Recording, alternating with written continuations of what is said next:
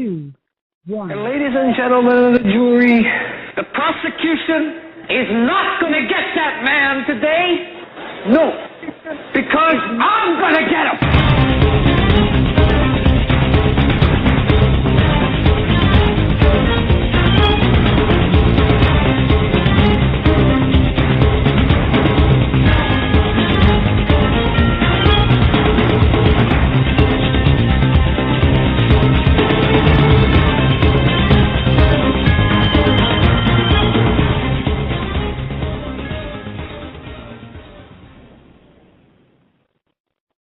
And welcome, ladies and gentlemen, to a very rare occasion with the Hagmann Report. Today is a Friday. It is June 7th. I call Joe Hagmann. Together we are on the road. And actually we were scheduled to be in North Carolina about 4 hours ago, the Raleigh area about 4 hours ago. Unfortunately, a tropical storm changed our plans. There's nothing we can do about that.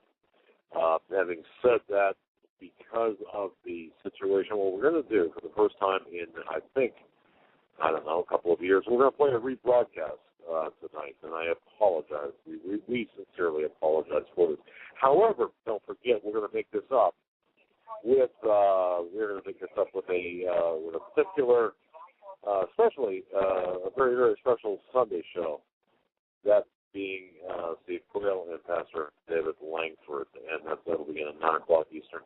At which time, too, I will go over some additional information concerning the DHS contact we had here hours ago. And watch, I would urge everyone to watch HomelandSecurityUS.com, CanonFreePress.com, SteveQuayle.com for updates. Those three websites as we put together some more information for that.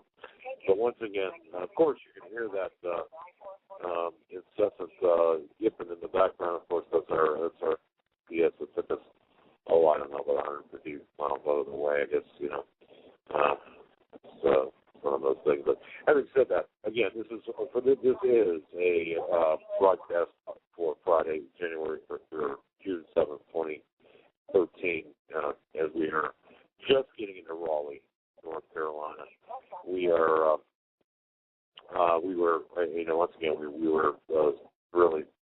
really troubled by the tropical storm and some severe traffic, some water closing roads. We had many detours and what have you. But we're just getting into Raleigh. What we're going to do is attempt to meet up with the seminar participants, and of course prepare for tomorrow's seminar. And then of course on Sunday, we're going to be back in Washington, D.C. live and having a show with Pastor David Langford and Steve Quayle. Joe, any comments on this at all? It's been a very long day driving through, lots of rain, but we'll be back Sunday, and we'll try to do something to broadcast part of the seminar tomorrow. Yes, indeed. And as a matter of fact, like I said, watch we apologize. We rarely ever want to rebroadcast the show. It's just not good form in my view. And but we apologize for that. It was really unavoidable. Having said that, we're going to let Troy select the show and upload or play the show live, or play the show as a rebroadcast for tonight. And once again, we'll be back with you live on Sunday with 9 o'clock with a special program with Steve Quayle and Pastor David Langford. With that, yes. We find a way to broadcast or live stream tomorrow the seminar. That's right. We've been talking with Canon Free Press as well. They're willing to perhaps simulcast the part of the website or part of the seminar, or perhaps also on CanonFreePress.com, which would be wonderful if we could live stream it as well. But again, that's going to be something that's going to have to be worked out. And I just want to say thank you so very, very much for your understanding. I want to apologize. It's rare that we ever do this, but it was just one of those things. And with that, God bless, and we'll see you on Sunday. Man, today? No, because I'm going to get him.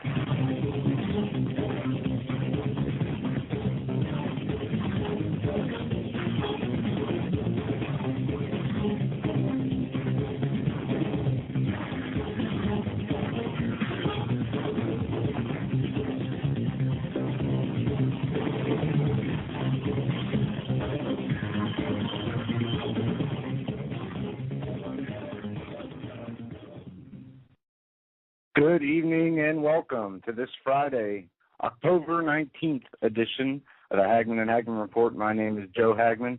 My co-host is Doug Hagmann, who will be joining me any moment in the studio. Together, we are the premier father and son radio show on the Internet. You can hear us broadcasting live each weeknight from 8 to 11 p.m. Eastern. You can find us on the Internet at homelandsecurityus.com. Also, streaming live on video. The video will be up today shortly in high definition on Christians United Broadcasting Network. You can find them on YouTube, on Justin TV.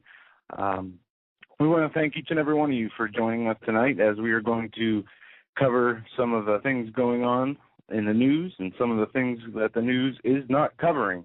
This is a Friday, a free-for-all Friday, and your calls will be welcome throughout the show. If you want to join in, give us a call at 661-244-9839. A couple of things we're going to get into tonight. There was a bombing in Beirut. 8 were dead and 78 were injured. Also, there have been clashes with police, riots, and unrest spreading in Japan or in Spain and Greece. We're going to cover, and we have some sound bites from that. It is getting bad over there, as Spain is now talking about outlawing recording or taking pictures of the police as they are brutalizing the protesters. Well, some of the protesters are violent themselves. What we are seeing here is an American police state, an international police state being set up for the countries with the fiat currency that is just keeping these nations afloat. Also, the CIA is claiming that it needs more drones, and they're not the only ones. The San Francisco police chief, or the San Francisco California sheriff, asked the DHS for more surveillance drones. And also, coming out of Iran, this title, Israel must expect hundreds of more drones, says Iranian commander. This coming after one drone was struck down in Israel earlier last week. And this article says, following Hezbollah's success in flying an Iranian-made drone over Israel, a senior Iranian military commander says the Tel Aviv regime must expect hundreds of other drones with which has no clue how to deal. It says, Zionists must expect hundreds of other drones in 25 different models with new flying systems that they won't know how to control them. Commander of the Baj Forces Brigade, General Mohad Reza, told reporters Friday. Also, something I mentioned at the end of the show last night and wanted to hit at the beginning of the show but didn't, the Federal Appeals Court strikes down Defense of Marriage Act.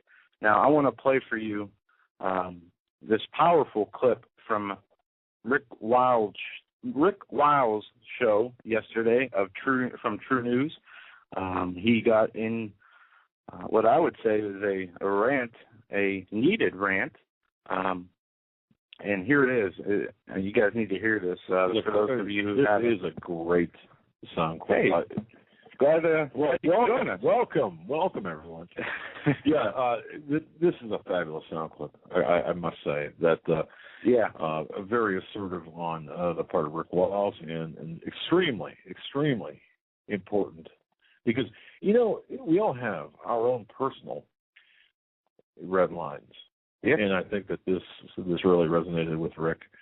And, boy, I'll tell you, but for those of you who don't or who are unfamiliar with Rick Wiles, he has True News, and he is very popular. Yeah, and he says a lot of things, standing up for the Christian, standing up for the Lord Jesus Christ and the message, the scriptures, and not wavering or teetering in the face of adversity. And you'll see that and hear that in this clip I'm going to play right now. So here we go. Blog Talk Radio. That's his intro, by the way, not ours. And they shall signs in the sun, and in the moon, and in the stars, and upon the earth distress of nations, with perplexity, the sea and the waves roaring, men's hearts failing them for fear, and for looking after those things which are coming.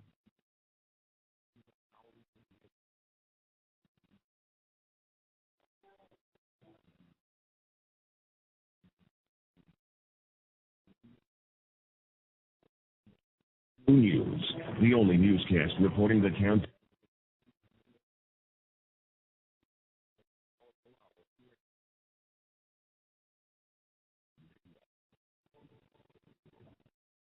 This is True News, 1 hour of uncensored news, views, and commentary. Welcome to the program. I'm Rick Wiles. Today is Thursday, October 18, 2012. The Defense of Marriage Act was struck down today as unconstitutional. A U.S. federal appeals court in New York ruled that it violates the constitutional rights of homosexuals. Specifically, the court ruled unconstitutional the key part of the law which bars the U.S. government from recognizing same-sex marriages.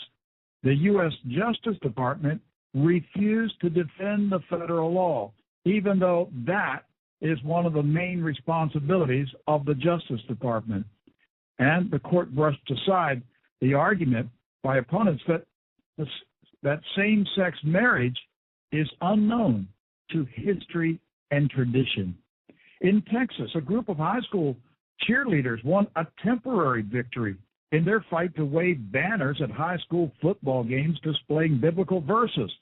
A Texas district judge ruled today that students may continue to display the biblical phrases on banners until the battle goes to another court next year.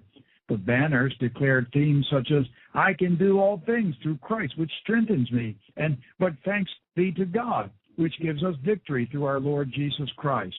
The school district received a threatening letter from the Freedom from Religion Foundation demanding the banners be banned on school property. Well, if I were a parent there, I think I would write back to that group and say, you might want to form the Freedom from a 45 Slug in Your Forehead Foundation. Get your nose out of our school. You don't belong here. Well, school superintendent Kevin Weldon told the Houston Chronicle, "It is not a personal opinion of mine. My personal convictions are that I am a Christian as well. But I am also a state employee and a school representative, and I was advised that such a practice would be in direct violation of the United States Supreme Court decisions." Let me be very blunt.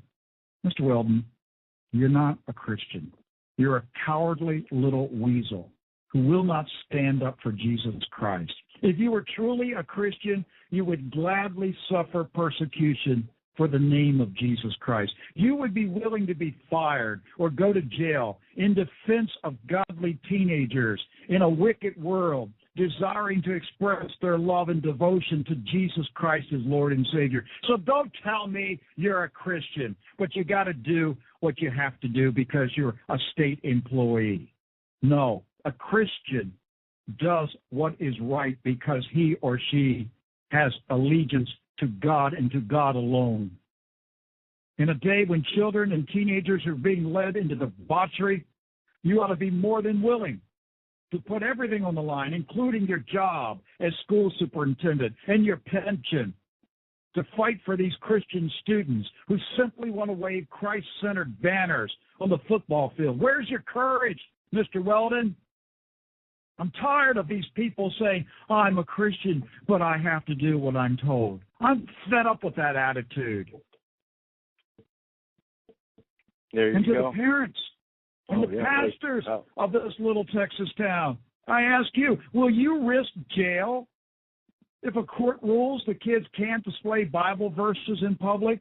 Will you roll over and play dead because a group of God-haters in another city, in another state, sent a letter to your school system?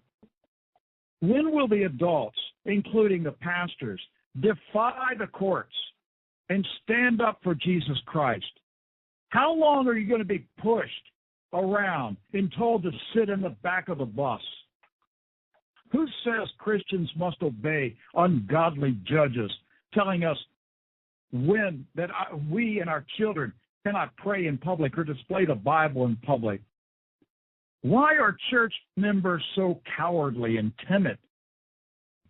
Why are you unwilling to fight for what is right? If Jesus Christ was willing to die for you, are you not willing to live for him? And Amen, Rick. That's really what, we are abandoning our religious, our moral, We are spiritual. Yes, our spiritual duty as Christians. The churches are silent. The preachers are silent. Right. The school superintendent, who he talked about there as saying, I'm a Christian, but, I have to do X, Y, or Z because of policy or law. He's right. Why aren't these people willing to lose everything for furthering the glory, spreading the glory in Jesus Christ? Why are they ashamed, or why won't they stand up to this? Is it really because they're afraid to lose their job? If your job is more important than the Lord, you have a very bad spiritual problem. And and a very big spiritual problem. Big and dangerous. Yeah. You are playing with your eternal soul, and you are not going to end up in a place you're going to regret what you have done. And this isn't just a problem with, this one school superintendent from Texas or this one circuit court judge. This is the problem of the whole, or the church as a whole, as 501c3s are neutered for the most part in political speech. Correct. Due to threats from the IRS. Other churches don't want to focus on things like controversy, even when the controversy includes them being wiped out of existence or their teachings not being allowed to be heard in the public schools or even in private homes, as we've seen multiple people go to jail for holding Bible studies in their homes. It is just outrageous, the level of, how do I say this, cowardness, of selfishness, of ungodliness that runs through the church. Now, when we read prophecies and when we read about the end times, we know Satan is going to deceive the masses. But who is he really trying to deceive? Is he trying to deceive atheists? Is he trying to deceive unbelievers? No. He's going to deceive, or try to deceive, the church, the real believers.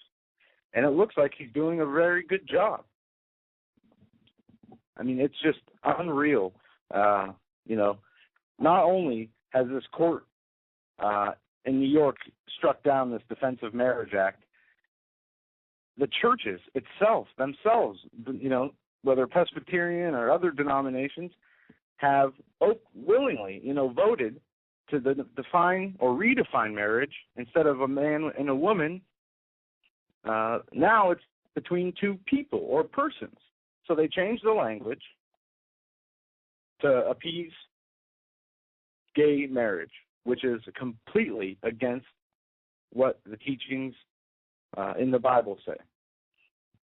So going against your own beliefs to appease another group. And so where is your allegiance lying if this is the case? It's just, when I heard Rick, that opening from the show yesterday, when I heard that this morning, it got me fired up. Yeah, and seldom does Rick really engage in any type of rant. And I think that I wouldn't even classify this as a rant as much as I would a statement of faith and an assertion of faith. Yeah, I want to read what this court said when they made their decision in a 2-1 ruling. They determined that America's gay population has suffered a history of discrimination similar to that faced by women in years past. And, we're comparing it to a civil rights issue, people being oppressed and not allowed. This whole thing is just about, inheritance and taxes, and it's really, it's more than that too. I mean, it's that plus. Well, when you start talking about from the people redefining marriage, from most gay couples' perspective, right? They want equal treatment under the law. They want the same rights and tax, whatever. But as the agenda, that is, what is really taking off and ruining America and the churches, putting them on, turning people, true Christians, away from the church when they see their church accept gay marriage, right, and not saying anything or speak out about it in fear of being ridiculed, or labeled as what are they called? Homophobic church. It's a totally different language, but here's the situation as I see it. What this is, I mean, this is part of a larger agenda. Who are the people behind this that are speaking up for or against the defense of marriage, or against the traditional marriage definition? Well, it's the progressives. It's people tend to often equate Democrats with things like this, social issues that are outside of the norm. And when I say outside of the norm, I'm talking about outside of the religious or spiritual norm. I'm talking about what does a traditional marriage represent? Well, marriage is between a husband and wife. That's it. Look what the Bible says. And the reason that this is so important in my belief, and the reason Rick Wiles had really gone to such lengths to attack this is because in the end, folks, it's just more than the economic factors. It's more than the insurance. The people pushing this agenda want to attack our fabric, our social or our spiritual fabric, our Judeo-Christian values. When you start redefining marriage, when you start doing this, because as I said earlier, it is an attack against the family. It's an attack against our biblical principles. It's an attack against our Christianity. It is an affront to the very definition of a husband of life. And I know Ann Barnhart speaks a lot about this, and regardless of what you feel about Ann Barnhart, there are two big issues I 100% agree with her on. Number one is the economy, and number two is the attack on our Judeo-Christian beliefs. This is a satanic agenda that's being forced down our throats. Yeah, especially and because this leads to the acceptance of this perverse aspect has consequences far beyond the issue itself. Yeah, what did the 1963 communist goals state about homosexuality? To push it, to absolutely push it. Right. They say that homosexuality is normal, so it should not be considered wrong. This is one of the arguments. People are born that way. It is normal. They deserve equal rights. And you look at the definition of normal, and the dictionary, Webster's, or your dictionaryreference.com says, conforming to the standard or the common type, usual, not abnormal. So conforming to the standard or the common type is normal. So I guess in today's day and age, it would be normal. It's not normal. It was not normal back 20 years ago or 40 years ago, and it's not normal today. Well, as this world has conformed to the ideals and the demonic attacks, and when they take people over, the possessions, and when people fall into their own lust, human lust and pleasures, and their self instead of turning to a life of God and charity and faith. This is what happens. This abstract, unnatural sin has turned into the norm. When you have heterosexual couples having sex in public on a restaurant table, right? I mean, it's just absolutely. One can argue that this is part of this movement. This is a byproduct of this movement because, again, when you start attacking the normalcy of a husband and wife, a traditional marriage, and accept the perversity of a man and man, woman on woman, or even the pansexual movement, and so forth. What you're doing is you're attacking the fabric, you're attacking the belief system, you're attacking the faith, you're attacking all. This is a multi-pronged attack, and it's done with the intent to destroy. This is one element of our country that is sorely lacking. And, it's easy for us to look at this and say, well, I've got a family member, or I've got a friend, or I know somebody in church who's homosexual, and we are to accept them. Well, okay, but at what point do we say, no, hold on a minute, tolerance of evil makes tolerance itself evil? And I think that's part of what we have to look at. This website makes a great point talking about normal, how it's not normal. It says we can see from definitions above, conforming with the norm, standard, that homosexuality does not fit in the norm because it is statistically practiced by less than 5% of the population. 3.4%, I believe. In that sense, homosexuality is not normal. Right. It goes on to say if homosexuality is considered normal because it occasionally occurs in the animal kingdom, this does not support it being normal since it is practiced by a small percent of animals. However, an appeal is made to the fact that heterosexuality or homosexuality occurs within animals regardless of the percentage of the occurrence, then this has problems because it implies that whatever occurs in the animal kingdom is also normal for us. Eating your young. Stop right there. Do you see where the eugenics movement fits into this? Yes. Okay. Absolutely. All right. So there you have it. It is part of the very people who want to call the population and are in favor of the eugenics movement certainly are in favor of the bastardization of the actual marriage, the traditional marriage, the definition of the traditional marriage. So, as I said earlier, this goes far beyond anything, just the one aspect that people say, well, this is what it's all about. No, it goes far beyond that.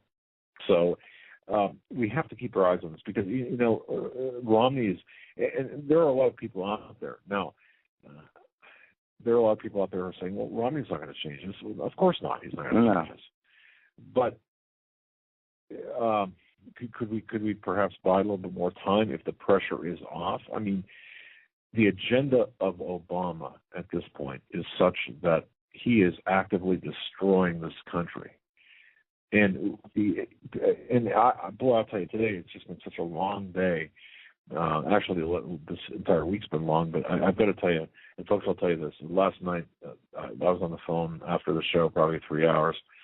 I just had to shut the phone off about 2 o'clock, and I was on the phone again from 5:30 this morning through, I don't know. I had, by the way, just a great chat with Marianne. Thank you so much, Marianne, for everything. But I want to say this. The reason I mention this, the agenda of Obama with respect to our the social aspects of our country is an active participation in its destruction. With Romney, there are elements there. However, it will not be it does not, I don't believe it will be, and I'm not advocating Romney, I'm not advocating him at all. I'm just saying that there may be a point here where he will not be as active in terms of the destruction or intended destruction of the country. Romney? No. As quickly, let me just put it that way. Because when you get to the level that Romney's at, and when you get to the level that of any presidential candidate is at. They are now answering to a whole different set of paymasters. Yeah, well beyond what we are able to comprehend. In my opinion, Romney and Obama, ultimately are different in certain aspects, but when it comes down to what will be done to better this country, they will be the same. Well, in a perfect world, we would have somebody in the office that would be beholden to no one, would be following the Constitution, would be following the Judeo-Christian principles that this country was founded upon. And one of the biggest lies that I see going around is that this country was not founded on Judeo-Christian principles. Well, obviously it was. And we can provide the documentation and the proof of that, but there are people out there that are saying, no. Well, there's a question to, not whether it was founded on those. I guess that is an argument used, but the question is, was there a different agenda behind using that as the foundation? And that is something much deeper. That how far do we want to go down this trail? Now we can go, but how productive would that be at this point? Now that said, I was talking with somebody today who gave an very interesting scenario. And folks, I talked to you briefly about this, Joe, but I didn't really get into this. Folks, think about this for a moment. All the threats to Romney, wouldn't it be something? And we're trying to figure out what's going to happen, if something is going to happen, and if something is going to happen, what that something might be. Trying to figure out or based on analyzing what is going on. Based on all the tidbits we get in. Laying out the different possibilities that could happen. Right. And what would result from those different possibilities. One being Obama winning the election, one being Romney winning the election, one being something happening before the election. And we know that the threats to assassinate Romney are out there. There's threats to riot if Obama wins. Yeah, so we're trying to put all these pieces and look and see. We know hopefully there is going to be an election. Things will roll on as prescribed, as usual in this country. There will be no type of event that would hinder the election, because that would be just terrible for us, because we know where that road leads. Well, wait, what did you just say exactly? That no event would hinder the elections. I'm hoping that nothing will happen. That's certainly my hope as well. But there's always a possibility of the otherwise. And this brings me to the point. Think about this, folks. Think about we hear, and this was given to me by this scenario was painted by an intelligence analyst, and it really disturbed me because and I'm not going to go into the entire series of events, but it really kind of disturbed me because of the entirety of the potential events here. But we're seeing threats to Governor Romney at this point. Now, what if, in fact, and I do know that some of these threats can be traced back to people that are very pro-Obama, of course, pro-Obama agenda, not necessarily Democrats, but that socialist, that deep socialist agenda, and knowing that Obama is not finished with this country. Now, let me throw in something else here. We've also seen, you say Obama. Who's really in control? Well, in my opinion, Obama there's levels here. Right. Obama doesn't control much. No, okay. However, if you look at Obama, what he has done, he has brought in the Muslim Brotherhood into the White House. He's brought the Muslim Brotherhood into the State Department. So, he's brought the Muslim Brotherhood into... Bush has done the same thing, Yes. So he did. With respect to, especially by Grover Norquist, okay, who if you look up Grover Norquist and see what he has done, and a lot of people are saying, oh, Grover Norquist is such a great conservative. Well, look at what he's done to set the stage for Obama. He did a whole lot. So there's a lot of continuity here. Not obvious, but very subtle continuities And now, that, having said that, I've also seen, and let me kind of address something else that dovetails with what this analyst had said, this intelligence analyst had said. People are comparing this election to Carter and Reagan.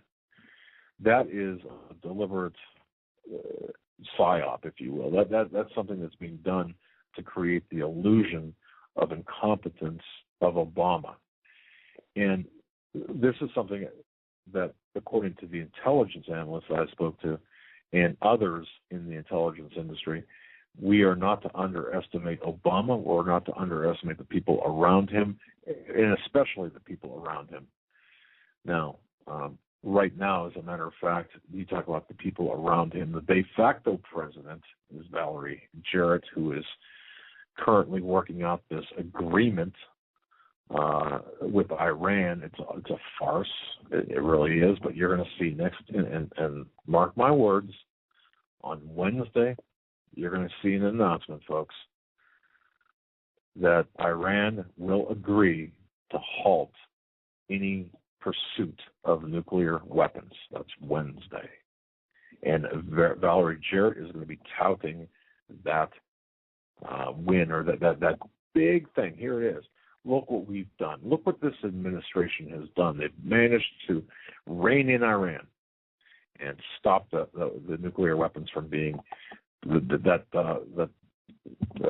from them pursuing nuclear weapons. Now, that said, going back to the scenario that is at hand, think about this. You've got threats to Romney. What if one of those threats was actually legitimate, in quotation marks, and was made good? Somebody made good on that threat. What would happen? Analyze the fallout where Romney would be assassinated prior to the election. What does our Constitution say that we would have to do? Does it address that? What's the procedure? What would happen? Would Obama stay in office? That's a good question. Who would run against him, I guess, is the question. That's right. We need the answer to. We could not have, or the Republicans could not grab a candidate, viable candidate, very quickly. Oh, I don't know. You had that window, I should say. Yeah, and the whole process of the debates and getting to know the person as much as the mainstream media will tell you. but for the mass, about the mess that would create, the absolute chaos that would create. Right. Now, I'm not, obviously, folks, I'm not advocating anything.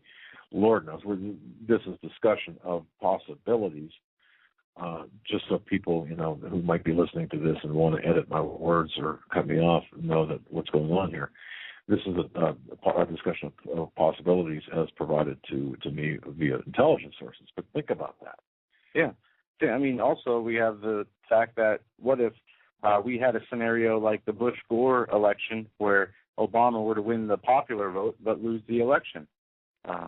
That scenario would foment some civil unrest, I'd imagine. Even if it wasn't a close race, right, it would still be, from what we are seeing and hearing from Twitter, and people are saying they'll riot because they're afraid food stamps. Romney's going to cut food stamps completely off. That's what their argument is. And is it any coincidence that food stamps are at their most all-time high and they keep reaching a new high, every month that continues to go by? And you're right. And the reason I was late to this program into the studio was I was on the phone with one of our sources that provides some just fantastic information, and in fact was the source for the Benghazi information. And I just asked him flat out. I said, "Look, if because this individual knows pretty much a lot of things going on in the background," and then I asked him if he were to have to hazard a guess today, if the people voted tomorrow, who would win the election? And he said, well, Obama, but he was talking about the electoral college as opposed to the popular vote, which obviously the electoral college is the important part of this. And there was some discussion and analysis of that the elector college votes there. I'm sorry, I'm just like really wiped out, but you get the idea. Yeah, you get the idea. So, and we can mull over these. Go back to that scenario though. Different scenarios, right, over and over again, and play it out in our minds and try to see the future. But really, we don't know. No, we don't. But I guess here's the bottom line. I talked to Judy McLeod from Canada Free Press. What a great person. And I said, Judy, you've been in journalism business for a long time, for like 30 years. What do you see going on? What's your gut telling you? What do you feel? And she's been hearing things pretty much consistently that there's going to be a bump in the road. There's going to be a speed bump between now and the elections. And I asked her what she bases that on. She says just a whole number of little things that she's seeing pop up that have never popped up in the same frequency, it never formed the same thing before. So we have to watch them. Callers, we're coming to you in a second, and if you guys want to get on hold, give us a call, 661-244-9839. We'll be taking phone calls throughout the broadcast. 8 killed, 78 injured in a Beirut bomb explosion. According to Lebanese media, a car bomb caused a powerful explosion in Saïn Square, a busy part of Beirut's eastern Ashfira district. Ashfira is predominantly a Christian district. Look, the intended target is unclear. The whole bottom line here is the Christians are being targeted throughout the world. There are a lot of Christians in Lebanon. This is what's taking place, and this is going to keep expanding. And this is a byproduct of that Muslim Brotherhood agenda by Obama. These people are seeing America as weak. Yeah, this happened during rush hour. This is the first major attack since 2008, and no group has claimed responsibility. Exactly. Also, a couple other things we're going to get into. Israel must end illegal settlement construction, says the Russian Foreign Ministry, and also the Eurozone. In Spain, after 2 decades of dizzying growth, the party's over. Spain is in turmoil. They are rioting. They are just like Greece. They're going through these austerity measures. They are having clashes with police. They are firebombing the police. The police are beating them, and we have audio set up for that story when we get to it. But we're going to go to the phone lines right now. So do have some people on hold. We're going to go to area code 617. 617. You are live on the Hagmann and Hagmann Report. Let's do it. Oh yeah. Yes. Joe and Doug, how's it going, guys? Good. Great. What, Jeff? You know what's funny is I was reading on Infowars.com about all the tweets that came out to assassinate Romney. I mean, my blood pressure was boiling, and it's foul language and really bad stuff. And you know what? When you look at the history, because I like history, and if you look at Obama's cousin Odinga when he lost the election, yep. I mean, Kenya went up in smoke and flames. I was watching a little bit of it on Al Jazeera, and yeah. I mean, I was really, I'm afraid. I'm really afraid that if Obama doesn't get in and Romney wins, I'm going to see a whole bunch of gangbangers point their finger at me, and I'll feel like I'm on a safari hunt, and they'll say, "Let's lynch Whitey." I mean, I'm serious. I mean, this is because you know what? We're being turned into a third world country, and if Obama gets in, then I see America being turned into the Soviet Union, and neck lacing. Like you know, Jeff Cooner. I think he's the new Michael Savage. I don't know if you guys ever read Jeff Cooner's stuff from the Washington Post, from the Washington Times, but Jeff Cooner is an up and comer. You know, Michael Savage is off for the time being. Yes. I mean, Jeff Cooner has some real edgy stuff, and I am beside myself because you know we have so many illegals in there. And I believe a lot of the illegals are going to be Obama's new third world army. When people compare Obama to Hitler, Obama's not Hitler. Obama is Mugabe. Obama is a third world communist Muslim who is lynch whitey. I mean, there is a film out called 2016 by Dinesh D'Souza, where Dinesh considers him an anti-colonialist.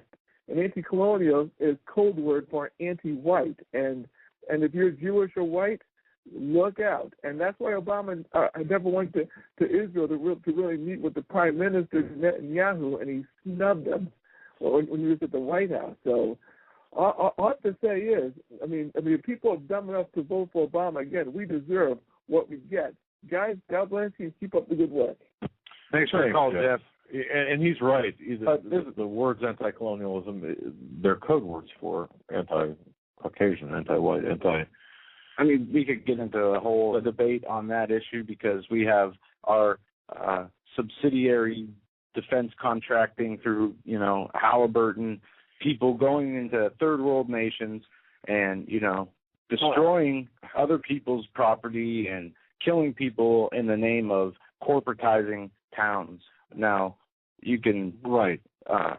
So in my view, I've never heard of anti-colonialism as being referred to as I think a racist term. I think it is a term, when you think about it, the way that they set up our cities, it is they have attacked us in a way where we cannot be self-sufficient, where we have to ask permission to grow, have a business on our property or put an addition on, a building on our property, or and they keep moving us into these smaller spaces. Right. People don't have room to grow, to keep animals.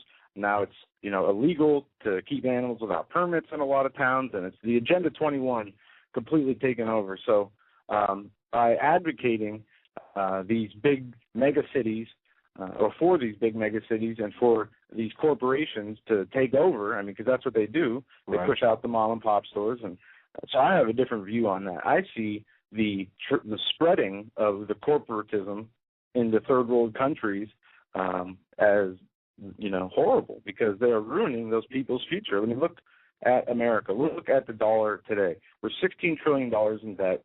We have these elections coming up, which some say are the most important election. I was reading something you had here. This article states, the most decisive campaign and election in modern American history. Well, is it really? No, it is. Well, it's a choice between what? No. I understand. A death by economy, or death by invasion, or death by starvation. I mean, we're choosing. It's not a real choice. It's a false choice. It's a straw man. Both are set up to fail because they both are controlled by the same masters, which have their ambition set on continuing the destruction. I don't want to make this into a political right-left thing, because it's not. I understand. They're both answering to the same masters. They both have the same bosses. The fact of the matter is, we have to play the hand that we're dealt. If we're going to play the game by the rules, we have to play the hand that we're dealt. And that hand is on one side Romney, the other side Obama. Anything else, look at it realistically, anything else short of getting the entire United States, or basically the entire United States, short of them saying, you know what, I'm not going to vote, or I'm going to vote, everyone's going to write in somebody else, then we can make a difference. But I'd say it starts with not paying your taxes. Fine, but don't pay your taxes. But what's that going to do for November 6th? See, it would be something if we had enough people who cared in this country that were to write in a candidate. That's the problem. Who would get a majority of the votes through the write-in. But we don't have an informed. It's a horrible situation we're in right now. But so that is why, yes, given the limitations imposed upon us right now by the powers that are by the people who have the power, given those limitations. Yeah, the way I look at America now is it is just the most corrupt, despicable nation on earth. Look at the report from the CIA. The CIA says it wants more drones, okay? Yes. Now, the CIA has asked the White House to increase the number in drones it employs to transform it into a paramilitary force, despite recent statistics that show the majority of drone deaths are civilians. Well, of course. We need to not partake in the sins of this country. We need to... Not in my name. Exactly. And that's why patriotism can be a double-edged sword. Yes. You grab onto that patriotic feeling and say, oh, goodness, it's that 9/11 type, that feeling from after 9/11.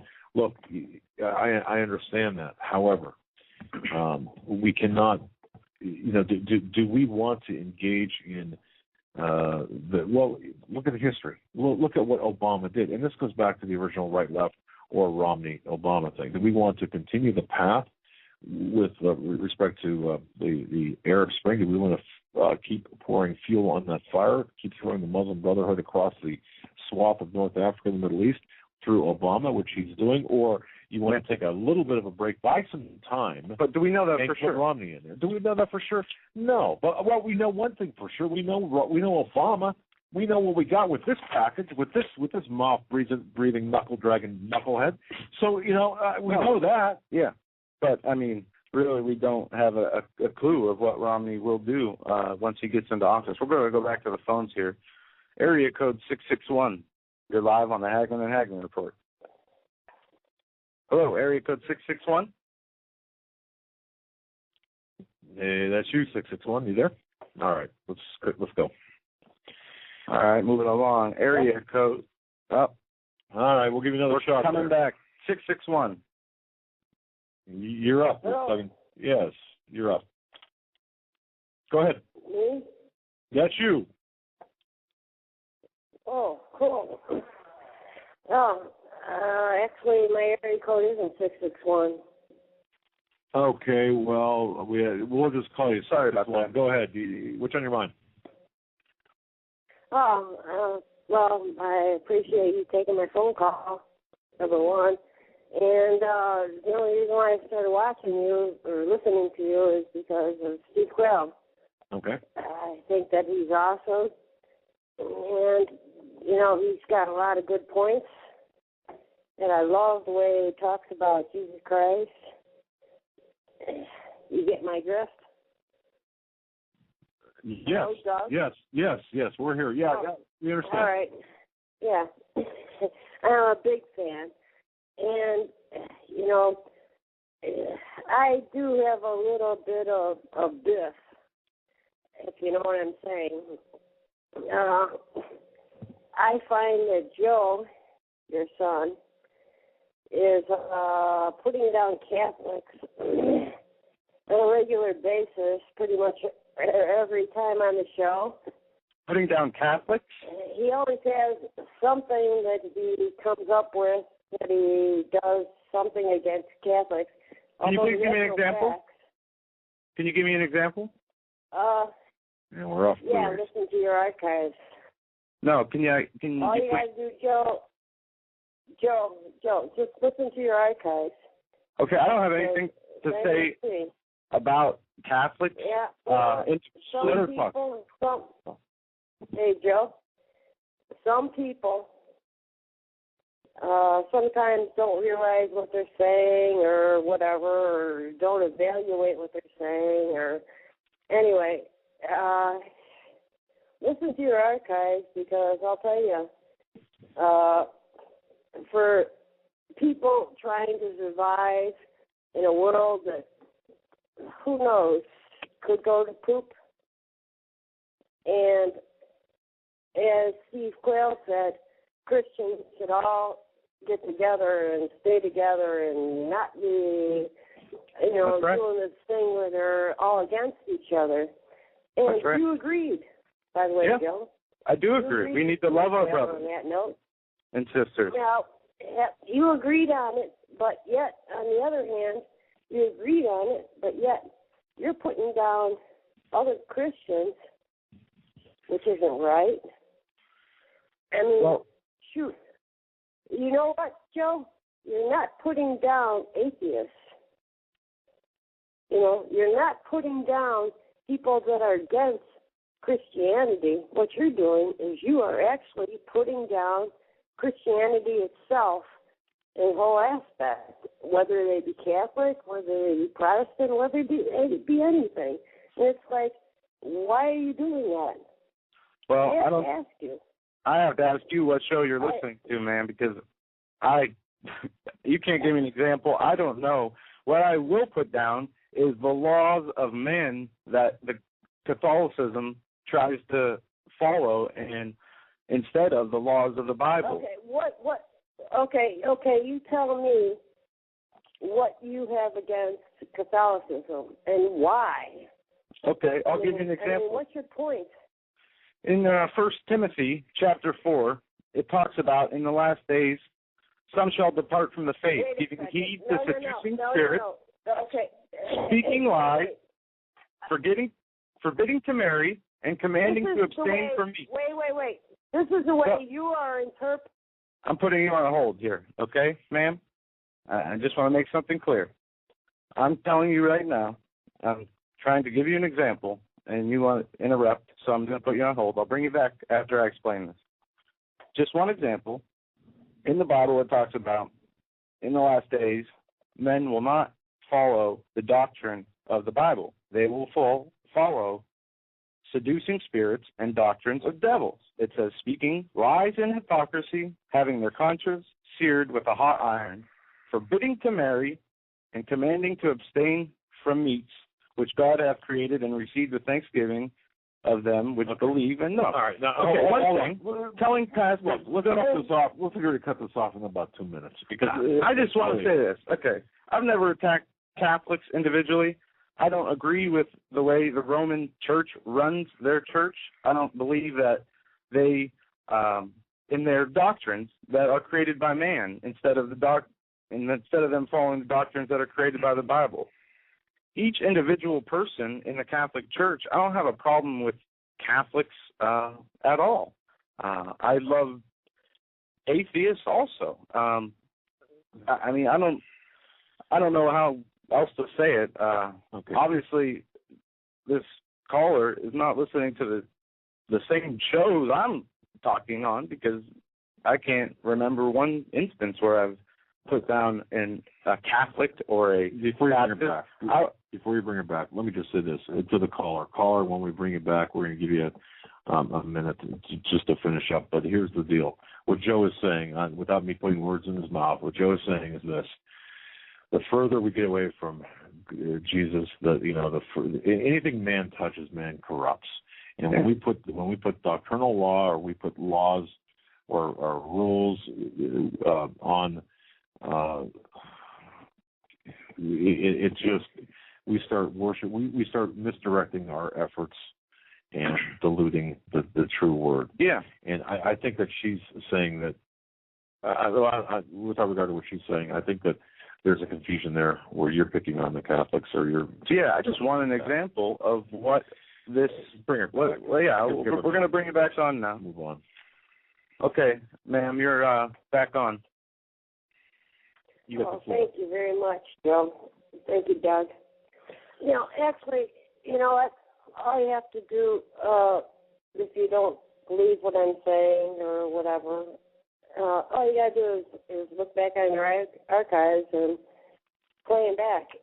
And there was a caller that called in. He was an Italian guy, you could tell, and he was talking about how he also didn't appreciate you putting down Catholics. That's from Long Island. I don't know if you remember it. It was recent. Yeah, it was last he Friday. didn't like that either. He didn't like people in the chat room. What I can tell you, he didn't like you putting down the Pope. Okay, let's the Pope above another man? Is the Pope greater? Is the Pope greater than a poor child in Africa? Is he better than a poor child in Africa in your mind? Are you? No, I'm not better than any other person on this earth, and that is one of the problems I have. Then why do you put down Catholics when you think you're not better than anybody else? As you just said. Thanks for the call. Yeah. We're moving on. Yeah. Okay. We're going to move on. Go on. Area code 631. You're live on the Hagmann and Hagmann report. Oh my God. How you doing, Joe? It's Dave. Yes, Well, it is. how you doing, Dave? Oh, man, did I come in on a storm here? No, it's not a storm. It's okay. Jump right in. No, I'm only kidding. Being I'm an Orthodox Catholic, and she was the one who, I can't believe it, I got behind her, but I'm the one that she was saying, and I didn't say that you were putting down the Pope, ma'am. I didn't say Joe was putting down the Pope. I was asking where he heard of that and this and that, and I didn't say that Joe put down the Pope. Thank you, Dave. Oh, man. You're welcome. You're welcome. I don't know. She sounded a little slow. I don't know. No offense, man. Look, the devil is entered everywhere. He's roaring for souls, like the girl the other night said. That beautiful speaking girl, maybe last night or the night before. And he's getting souls in every church, everywhere. Every church is like, you got girls that go with immodest dress, everything like that. Exactly. And it's all wrong. There's a lot of things wrong with the Catholic Church. Like I said, I'm Orthodox. I do believe that the priest does consecrate the bread into the real body and blood of Jesus Christ. That's my own belief. I know you're not going to put me down for that. I hope, whatever. All I know is when I received Jesus, and I've seen many Catholics walk out of the church. I don't know if you've seen this, man.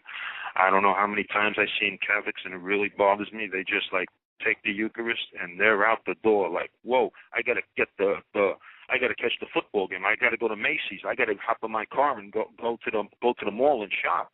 And they didn't even think about the graces and how much Jesus died, and he gave you this.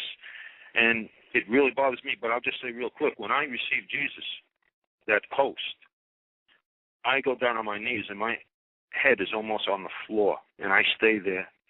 And I am in such gratitude, praising the Lord, thanking him. I sometimes get teary-eyed. I stay all by myself. I don't let my face be shown to anybody. My eyes are closed. And if you came up to me with a freaking gun, and I affirm this, if you came up to me with a barrel, and I felt that barrel against my head, you Islamics hear this. If you had that gun pointed to my head, and you said you were going to blow my head off, I wouldn't even move, because so many times when I am in that state, I say, Lord, take me, oh Lord, now, because I'm 60 years old. My father died of a heart attack at 60, and I say, take me, Lord, because this earth sucks. It sucks. But as far as things going on, look, there's a lot of corruptness in the Catholic Church. In every church, yeah. I was thinking of this. Maybe you know about this, man. Okay, this goes back to a time with the Fatima. Now, Our Lady of Fatima is a recognized apparition. She appeared in Portugal. Well, there's a shrine somewhere, Massachusetts. I don't know where it is, around in the Northeast somewhere. There's a shrine, and it's by a priest who's in charge. Well, they gave permission for all these Hindus to come to Fatima and go on the altar, a consecrated altar, and perform their rituals. Now, anybody knows the Hindus have many gods. It's paganism. And it was written about putting down this director of the shrine here in the United States, that he would allow the Hindus to celebrate some kind of paganism ritual on a consecrated altar. It was unbelievable, and we all wrote about that. And it's a disgrace, and it was horrible that a Catholic priest who's in charge of that would ever allow that to happen. So, there's a lot of stuff going on. I don't know too much about this Pope. I think he's maybe a little eccentric, or maybe, getting a little senile. All I know is Pope John Paul II was so pro-life. He was so pro-life.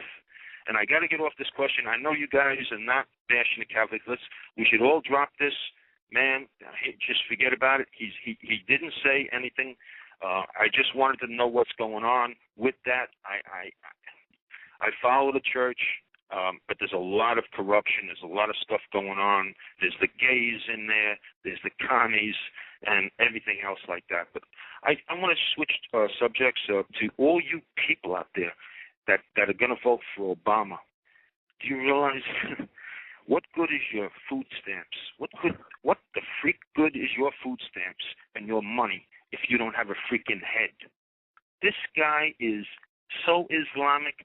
He got Mubarak out of power. You got Christians that are being crucified over there. Crucified. And you think that this guy, if he becomes president, he's going to feed you? What are you people on? Freaking crack? You know, Doug, I answer your question. That ring that was on Obama's finger, was that ever publicized? That ring that said, "There's no God but Allah." Okay, it was publicized, which was by Jerome Corsi in World Net Daily. But in terms, a couple of weeks. Where did you hear it? No. Before the picture of Obama's ring, that gold ring with Arabic that said there is no God but Allah. Right. Before this was this published a year or 2 or 3 years ago? No. No, not that I have ever seen. It's my understanding. So this basically just came out within the past month? Yes. Okay. Why? I wanted to know. Now I got a statement with this. Okay. I feel that being that this has now come out, it's almost like a signal to the Islamics in this country and in the world that, now you know I'm an Islamic like you. There is no God but Allah. Man, is that potent message. And he's saying,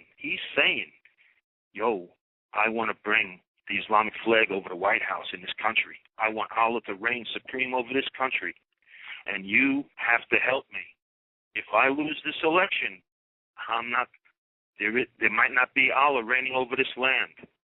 So is this a signal to them to do something in case he doesn't get elected and then something happens after the election? You know what I mean? Well, Dave, you bring up a good point just briefly. I don't think Obama had the ability to control the dissemination of that story. On the other hand, we all have to look at the bigger picture with respect to this, because how does Islam fit in with the bigger agenda? Not just Islam, but the whole agenda. Dave, thank you. God bless you, my friend. Thanks for the call. God bless everybody. God bless. Thanks, Dave. All right. Have a great weekend. God bless both of you. All right, buddy.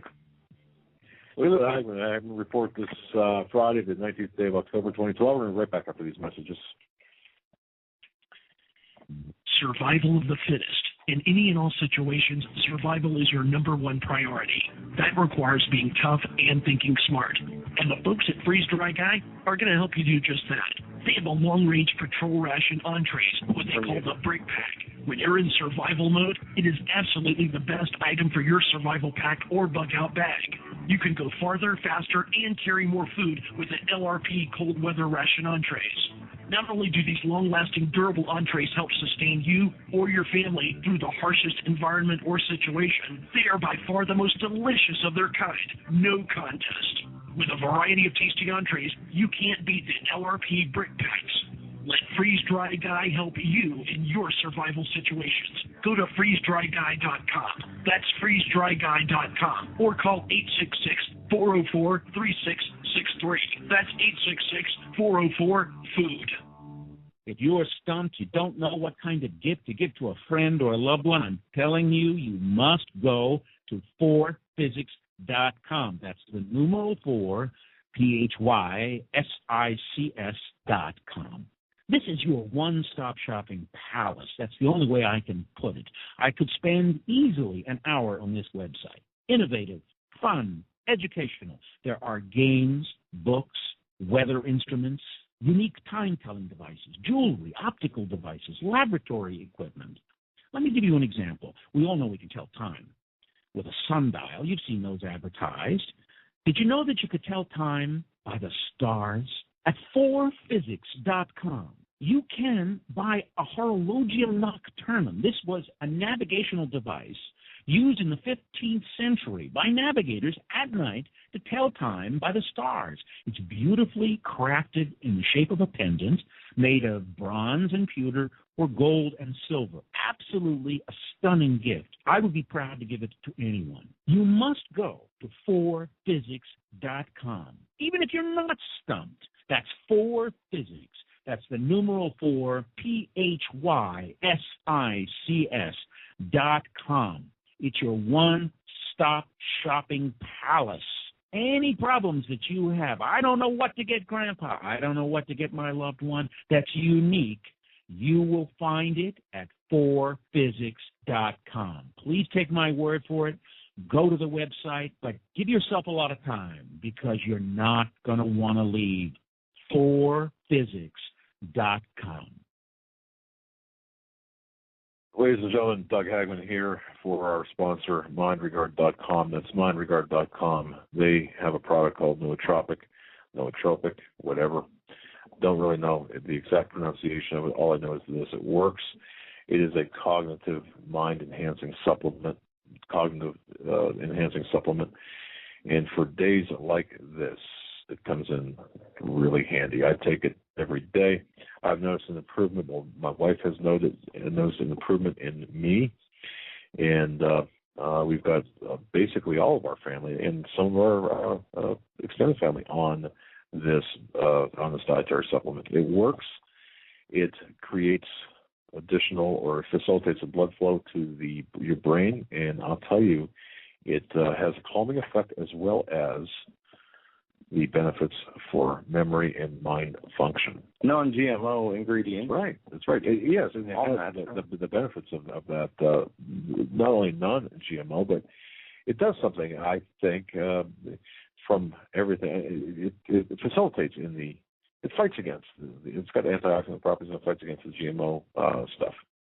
Look, I could go on and on about what it does. I could go on and on about I can go on and on about what it has in it. But what it does is it really makes a difference in your cognitive function. And that, to me, makes a difference in my lifestyle. So mindregard.com, give them, just get on over to HomelandSecurityUS.com, click on MindRegard, and tell them Doug and Joe Hagmann from the Hagmann Report sent you. They will give you 10% off your order.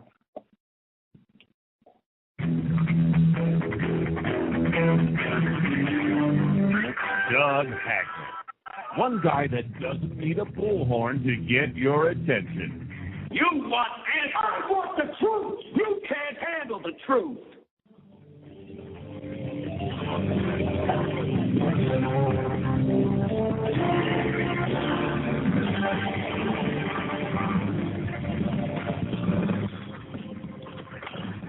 And welcome back, ladies and gentlemen, to this Friday, October 19th, 2012. You're listening to the Hagmann and Hagmann Report, heard each weeknight, 8 to 11 p.m. Hour number 2. Standard Time. This is hour number 2, and we are taking your phone calls. Let's go and hitting the news of the day and news of the week that we did miss, and we will go right back to the phone lines. Area code 360. You're on the air with the Hagmann and Hagmann Report. Hello, Doug and Joe. Hello. My name's Eldon. The reason I'm calling in is I have some news confirming a warning that was posted to one of, I believe it was Steve Quayle's website regarding the gangs that are active. Yes. I can't tell you how I got this information to protect the identity, but there is something going on in the Tacoma area. If anyone's in there, I wouldn't say get out, but be aware that the gangs down there are getting ready to blow something up. What kind of? I don't know. What kind of gang? Well, basically, there's a couple. I don't know what kind of gang. I'm not going to mention the name, but the short version is that somebody got disgusted when they realized that the government infiltrated a gang, told them to move from another city to Tacoma, and they have something in there. They're getting ready to start a riot, most likely once they receive the signal. Now, the reason I'm calling in is because if this is happening in one city, it's probably happening in more than one city. Okay. This confirms one of the warnings posted to Steve Quayle's site. I don't want to use the word buckets of sunshine, but if they are placed and ready to go, that's what it's going to be. All right. Bucket of sunshine. Bucket of sunshine means a suitcase nuke, for those that don't know. Exactly. So, anyways, the other thing that's on my mind is the reason these churches are lost is because they believe the prosperity gospel. These people are saved, but they do not know that because they have done no work for the Lord, they have not received no reward. And because they have done no work for the Lord will not warn them of these times. Okay? So the short version is there are probably indeed only 1 out of 5,000 people that call themselves Christians that are actually doing work for the Lord, and they have received the warning, and they find themselves on these End+Times talk radio stations. You know, they find themselves looking on the internet for other people to confirm the warnings they've been given. That's the short version. It's not my desire to convict the entire country, because the short version is if you know too much information can indeed kill you. Okay. So the short version is you will win more souls by seeking the will of the Father than you will by worrying about how to reach out to people that think they're saved. Okay. So in one sense, I think it is as bad as Steve Quayle makes it out to be, but there's still a lot of hope, because when you do the work of the Lord, you will find yourself reaching out to more unsafe people than you can if you're worried about who in your family is saved, or who in your church is saved. So the end result is, I don't know how people don't know this, but the prosperity gospel is that once you're saved, you can pray for rain and you'll get rain. You pray for a better job, you'll get a better job. It actually does work if you receive no reward, if that makes any sense to you. Yeah. So the short version is that regardless of whether someone is saved or not, they are judged the same by the universal law of love and mercy. Once you're saved, you're held to a higher standard because you should know better and you should be seeking the will of the Father. Yeah, if that every day enlightens anybody. Yeah, if that enlightens anybody, I hope it does.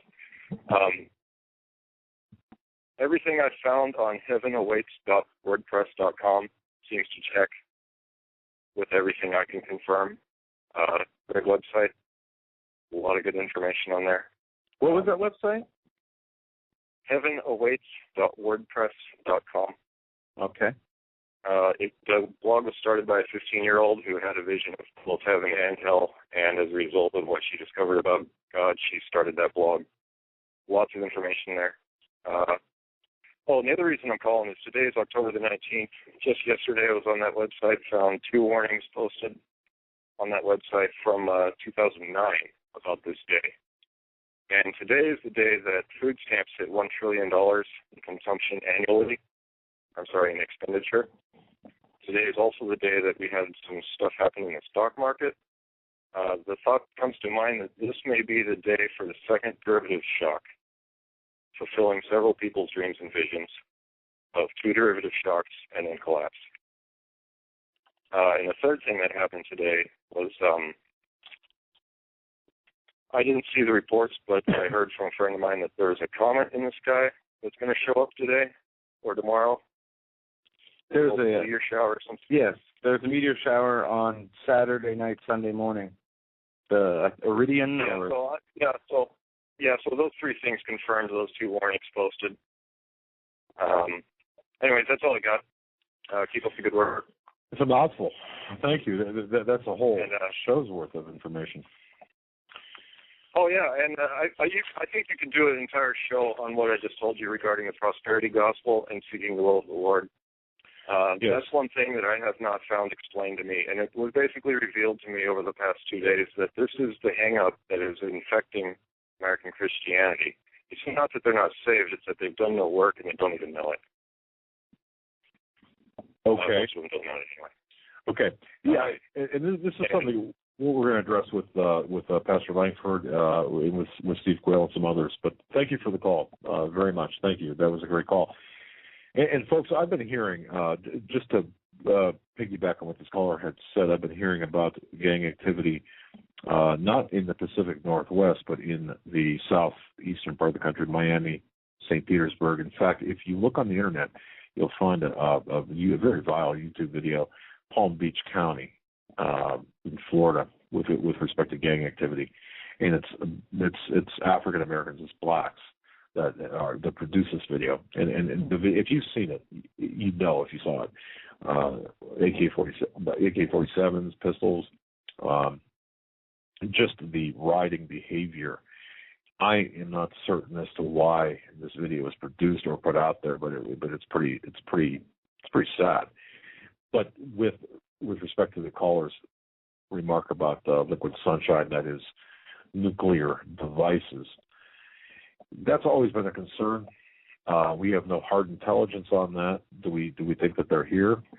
I believe the evidence would show and substantiate the fact that they could very well be here. But besides that, we've got no direct information on that. So some good news I see in the chat room is RoboMom.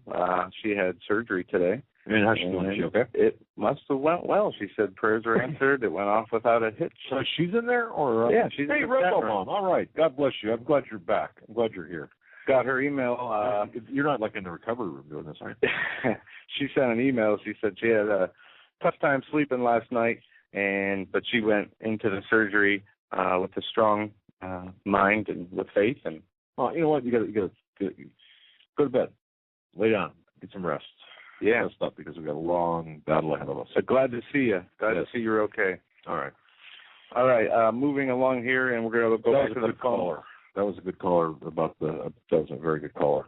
The information there. The Russian Foreign Ministry is concerned over Israeli plans to build more homes in East Jerusalem as an impediment to resuming Palestine-Israeli negotiations, says a report posted on the ministry's website. Look, the Palestinian-Israeli relations have been not discussed now for 4 years. Yeah. There's been nothing about this. Well, what was happening with the Prime Minister and the 63 families that were, 63 families that were moved out of their homes, forcefully moved out of their homes last month? Well, yes, but was that in the same area? I don't recall. I don't recall either, because essentially the entirety of Israel has been declared an occupied territory. Not only by them, but by our State Department. By our state, yes. And if we had the cojones, we would take and move our embassy from Tel Aviv to Jerusalem and stop talking about splitting Jerusalem or making an international city. It's not an international city. It belongs to the people of Israel. It belongs to God's chosen people. Leave it alone. If you have any questions about that, pick up your Bible, read Genesis 12, verse 3. Yeah. And from there. I hear the arguments on different, there are lots of alternative sites on the internet that are saying that this is a illegal settlement, that the Israelis are, if anything, God promised this. Right. God promised they said they have 6 times the land. No historical claim to the land. Those are the people who have not read their Bible. Right. The Muslims have no historical claim to the land. Islam did not begin until the 6th century A.D. Yeah. Long after the Israelis were in Jerusalem and in Israel. I do understand. I'm cutting right to the quick of this. I understand the history. I understand the back and forth, capturing and recapturing and such. I do know my history. I just don't want to get into it. Just suffice it to say that the religious and the historical claims are to the Jewish people. And don't send me an email saying I'm a Zionist Mossad spy. I've got 1,000 of those since I was on yesterday on with Alex+Jones, and certainly not blaming him. But every other email I've gotten that says you work for Mossad, you're a Zionist, you're a spy, you're this, you're that. Whatever. As we see this world continuing to spiral out of control on all fronts, economic, political, throughout the whole world, we see the behaviors of people getting more erratic. We see more violence. We see more anger and lashing out. Yeah. And, the Jewish people have always been the target of, the lashing out, it seems, always. And it's just, I wish more people could just learn to love their neighbors, love their fellow man, as they love, their brothers. And if every person on the earth did that, we would live in the utopia that they're trying to create only the utopia they're creating is going to be one of death and destruction, not of love and compassion. And, as long as they keep doing this, this is a battle that's going to be fought until the end of the age, until the second coming of the Lord, as the Bible says. And it is already, it is already won. And before we get any further, or before we even get into that, finish that thought about Jerusalem. I think we covered that, though. The State Department does not want to really address. They wouldn't even call Jerusalem the capital. Right. It's a mess. And we've abandoned, like I wrote in 2008, we've abandoned Israel. And not only abandoned Israel, but we are actually being antagonistic against them. Yeah. I just want to quickly go over this, and then we'll head back to the phone. Yes, folks. I don't know whether you know this or not, but if you go into the background of Barama, what the heck was that? Wow. And it's a free for all Friday, so it's all right. Maybe Barama. Okay, maybe that might catch on. All right, Barack Obama. Okay. Folks, you know that in addition to his Islamic tendencies, Islamic faith, yes, I said Islamic faith, you know that there are people out there who have spotted him or who have documented him being present in gay bathhouses in Chicago. Now, I know this is probably, you think, why am I bringing this up? This is all part of the intelligence aspect of things. If we have a right as Americans to know everything about the president, from his blood type, whether he's HIV positive, to whether he's legally eligible for the presidency, or regardless, we have every right to know everything about this. This man's got his finger on the nuclear button. We've got the right to know about him. What happens is when a person is a closeted homosexual or bisexual, there's that element of bringing in the possibility where he could be compromised, whether it's by our intelligence agencies or someone else's intelligence agencies. He's subject to compromise. There's documentation now. If you look for it, you can find that Obama had during his time, both before he was a senator. This is allegedly now. I'm saying allegedly. People in Chicago's gay community are saying that before he became a senator, while in Chicago, he frequented bathhouses and bars in the gay community with gay community leaders in Chicago, allegedly. And for example, some of the places that he frequented, the Lucky Horseshoe Lounge on Halsted Avenue.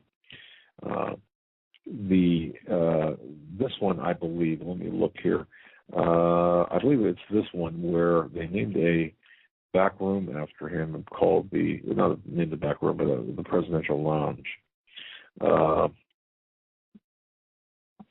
It's other places he's frequented. Bucks on Halsted Avenue, Little Gyms on Halsted, the Granville Anvil, and there's a whole subculture in Chicago that knows about Obama, and it's the older 40, 50-ish, 60-ish gay community that knows about him. Now, I've done a lot of investigation in gay communities, investigating homicide, really got into that subculture. I've got to tell you, it's a very unique subculture. It's not one where you break into easily. People will talk, but you've got to know what questions to ask. But the bottom line, the reason I mention this is there are a lot of things about Obama that would address his stance, for example, on gay marriage, as we talked about the first hour, his own support of the non-traditional marriage. So in addition to that, there's also things in here that the press is covering up. The press, they're not covering at all. It's just something that I wanted to bring to your attention. The information is out there if you care to look. I think Wayne Madsen has done some reports on what you're. Some extensive reports. I think that's. I'm not sure if that. Okay, if that's the case, and that's great. But I didn't know that. Okay, moving on. California sheriff asked the Department of Homeland Security for more surveillance drones. The sheriff of Alameda County, California, if he has his way, the citizens of the West Coast cities of Oakland and Fremont might soon find more than just birds and planes soaring through the skies. Sheriff Greg Aaron is eyeing a remote-controlled drone. Yep, they're already flying over the United States. Yes, they are.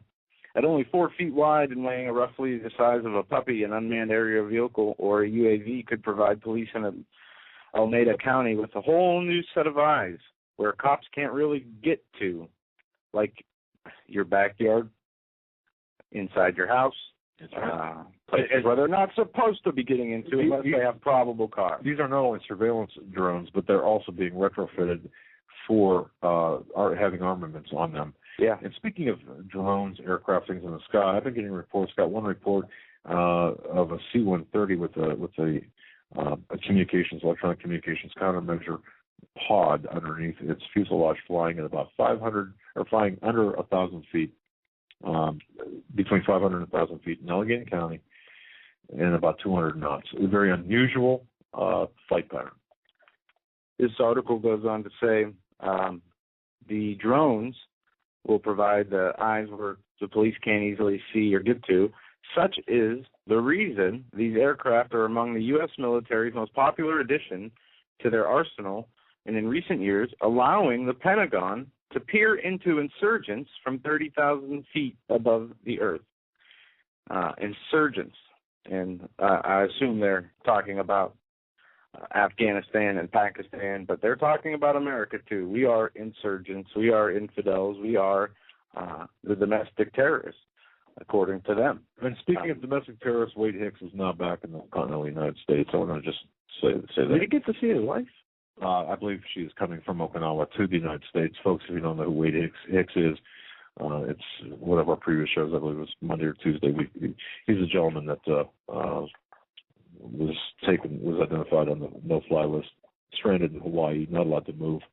In fact, I was talking with Fox News today. Adam Housley from Fox News, he had contacted me about this story today, and there might be some additional exposure there with respect to Wade Hicks and Megyn Kelly as well, so from Fox News, but just as an FYI. So, yeah, the TSA, this stuff is really going. Yeah, it's just the DHS intrusion on privacy, the TSA expanding to all parts of anything that moves. They consider transportation. First, they were installed in the airports under Michael Chernoff when he was head of the DSA under a false flag event where they put a bomber on the plane who did not have the ability to detonate the bomb he had with him. Through this, they implemented the body scanners, and since then they have really, if they were a legitimate business, they did an excellent job of, spreading out and basically franchising everywhere, but they're not a business. They are now an authority agency, an authoritative law enforcement agency of the United States, and they are making up the police state here in America. These are, in my opinion, just illegitimate law enforcement, and they have no business being in our skies, peering into our houses, looking at what our texts say, looking at what our emails say, unless they have probable cause and the judge agrees that the probable cause is enough to sign a warrant. Right. That's right. So we have no more Fourth Amendment. We have no more First Amendment. We have no more Constitution. It's all an illusion. And in the episode description I said today, does America have a future? And, how long can we continue with $16 trillion in debt? How long can we continue when we have the police state growing so big, it is affecting almost everything we do in our daily lives? How long can this continue? And it just keeps increasing. Over $1 trillion spent on welfare alone every year. This is unsustainable. And hyperinflation nation is what we have now. Well, it's official today. We're now, as that caller mentioned, we're now spending $1 trillion in welfare payments. And I was looking at the Weimar Republic, looking at videos and what happened back then, and I go back to that occasionally, and they all say what started the hyperinflation. Well, German after World War I had to pay their debt.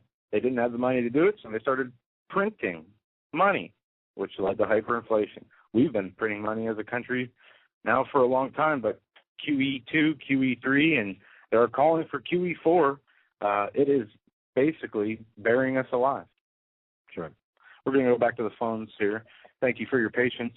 Area code 305, we're coming to you. You're live on the Hagmann and Hagmann Report. Hi.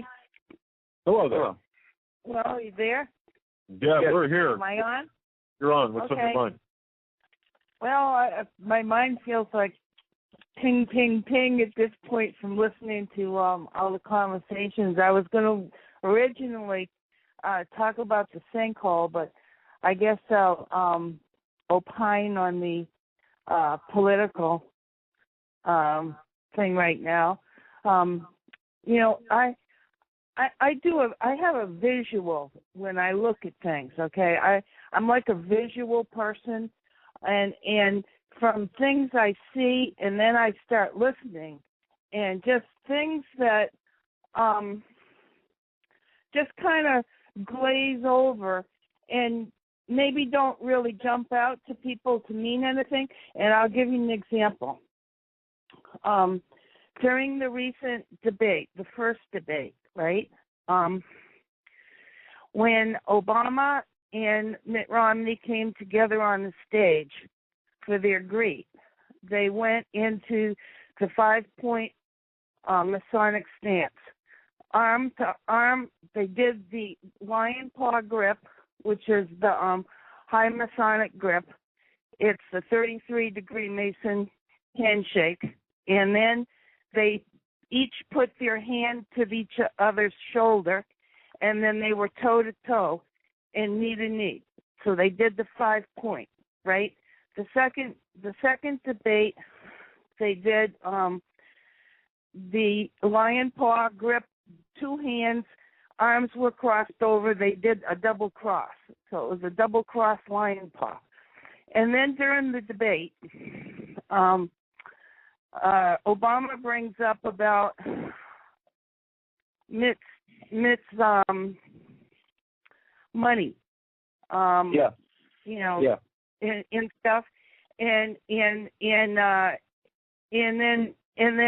Romney says to Obama, you might want to look at your investments. Okay? Yeah, Cayman Islands. And Obama shut up. Okay? Now, Greg Palast just wrote an article. It's in The Nation, bringing up about the auto bailout and how both of these guys, Obama and Mitt Romney, made millions of dollars. There was this vulture capitalist singer that bought out the Delphi section of GM, which is the auto parts section, and we ended up having to pay billions of dollars because once they got that division, they couldn't operate GM because the parts were being held, okay? And they needed the steering columns and the parts, otherwise they were going to fold GM, even though the bailout had gone through. So we got on the hook for another something like $12.5 billion, okay? Right. And meanwhile, Romney invested money with this singer guy, okay? So he got in on the bottom floor with that. All this money has been offshored. The short version of this is all this money was offshored. It's off on some island off of France where nobody can find it, kind of like the Cayman Islands. You know what I mean? The money's offshore, you know. Nobody has to report anything. The taxes Romney reported on were recent taxes. The telltale taxes were 2009, 2010, the ones he's refused to release. Anyway, the money was, and he had it put into Ann Romney's trust so that it doesn't have to be reported, okay? And if he gets elected, his son's going to make big bucks. The whole thing's a scam. It's a horse and dog and pony show. They're both working for the same people. Right. The Illuminati calls the shots, and they play their part in the big plot that's ages old. We know the story. It's the Luciferian story. It's being brought to fruition right now. All of this stuff is Albert Pike's thing to stir the blacks against the whites, the Muslims, the Jews, the Christians. And the final thing comes down, they want to break everybody and bring in Luciferianism, and that's it. In a nutshell, that's what I got to say for tonight, and thanks for listening. Thank you for your call.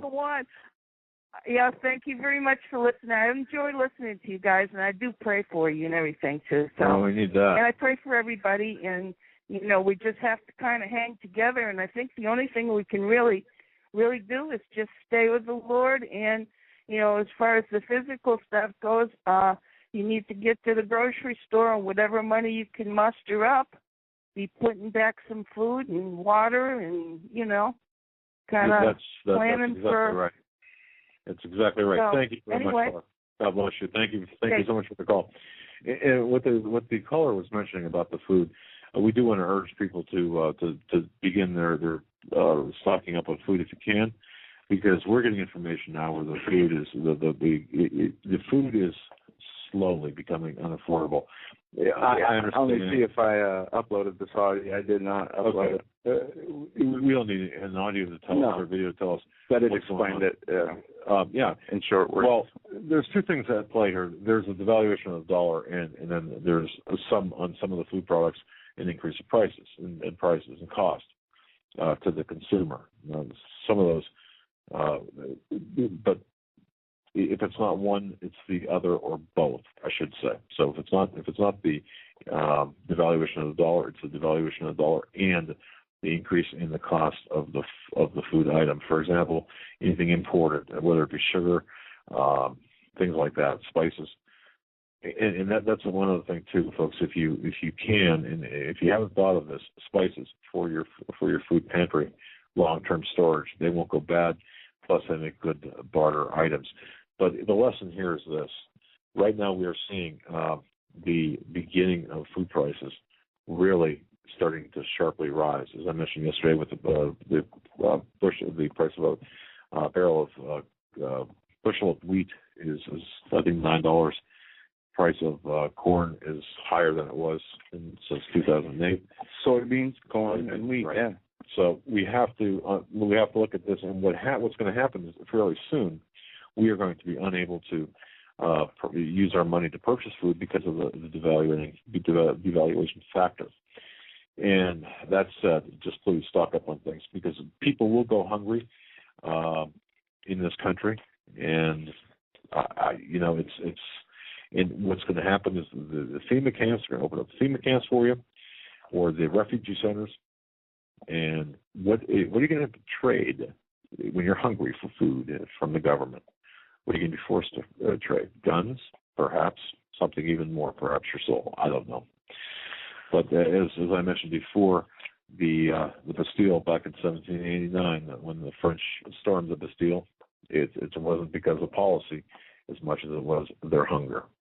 And it's just, please, just get ready. Start getting ready. And if you're not, at the very least, you need the food. And with getting ready, don't just think of yourself, because when we put away food, we might not be the ones that use it. Someone else might come across it and need it. There might be, with our permission.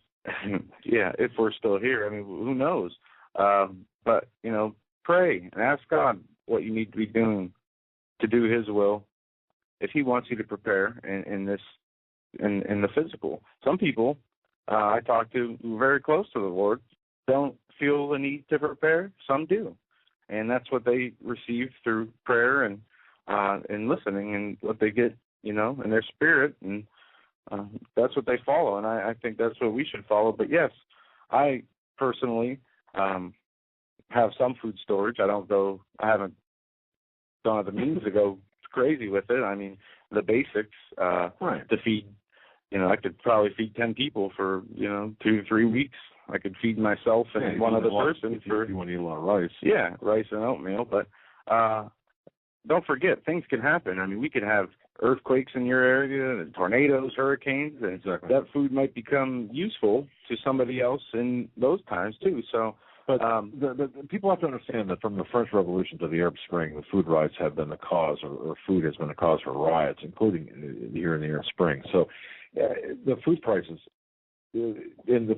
folks, actually help predict when riots are likely to break out, based on everything we've come up with. And there are very complex social models being used to predict this kind of thing by various universities and study groups.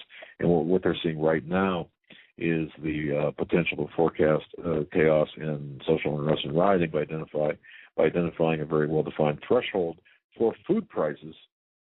And there's a point at which food riots break out.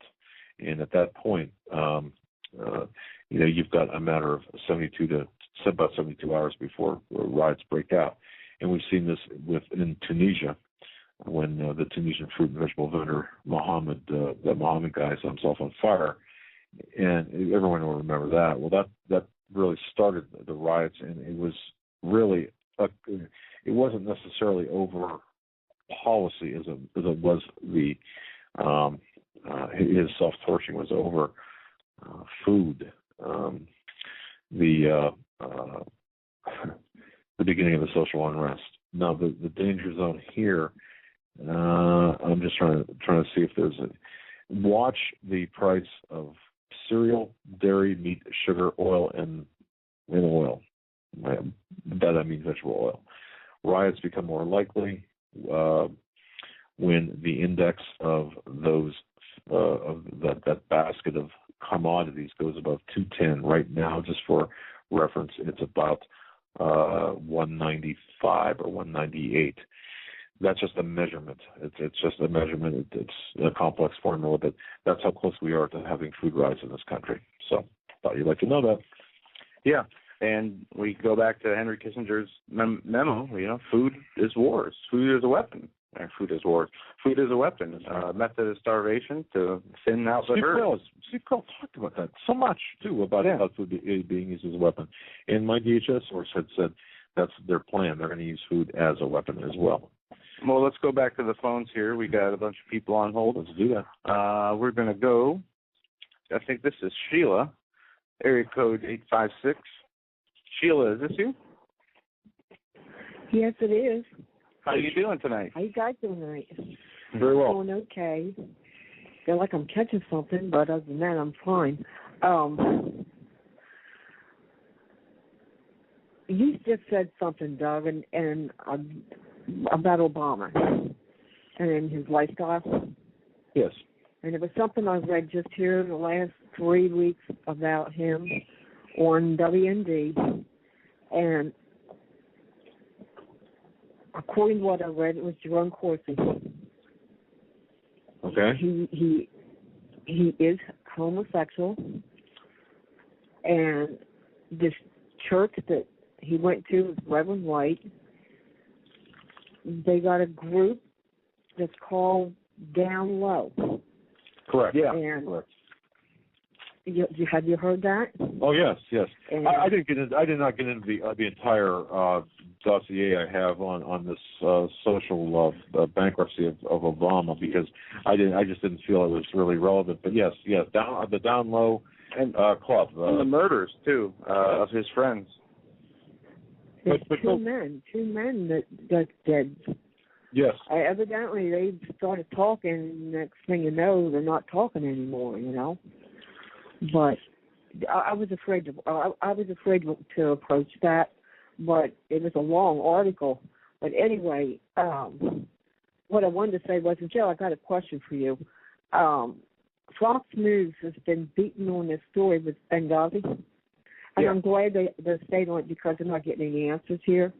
Well, today it came out, there's a whole lot of documents that came out where Stevens had sent cables to them, telling them they needed more security over there. Evidently, he had sent one the day he was killed. That's right. And I was sitting and listening to it, and I'm thinking, I just had this really bad feeling of dread come over me, because I heard somebody say that he doesn't want to do that debate Monday night because that's on Foreign Affairs.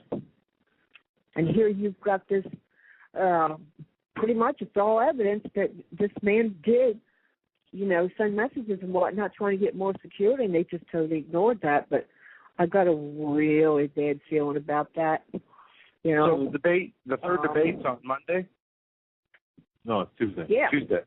Is it Monday? Or Tuesday? I think it's Tuesday, 23rd. I could be wrong. Okay.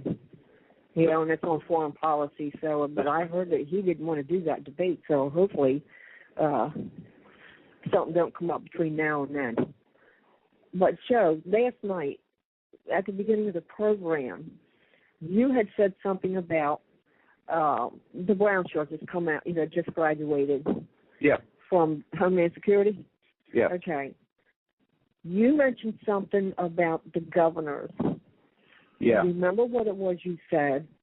What was it? Because I went on there, and I found, I went on Homeland Security, and I saw the article on that, but I couldn't come up with anything about the governors. Okay. Can you tell me how to find that? Sure. The title of this article is 14 United States governors prepare state militia defenses to be ready against Obama's rogue federal forces. Now, this is on the Blade report, not the Blaze, the Blade report. And the only... Well, go on. Yeah, it talks about fearing Obama's federal forces. 14 states across the country are getting their state defense forces, which are separate from the National Guard, ready to defend against or for a civil war, in case of a civil war, and ready to defend against Obama should he, they feel, I guess, he's going to wage some type of civil war or martial law on the country. So they are getting their state militias together. Well, I hope Christie's going to do it, because Chris Christie's our governor here, so I wanted to go in there and see what all that said. But I flipped over to Oath Keepers to see if they were up on this, and they did have the article from Homeland Security, and at the very end of it, it said, don't do this. I just took that as a warning, because they know, right. Obama's, I just can't understand him even. These are kids, for crying out loud, it's right. disgusting. And I don't want to see our people. Go ahead. No, I mean, what people have to understand, if you're tuning in later, if you don't really quite understand what's going on with this,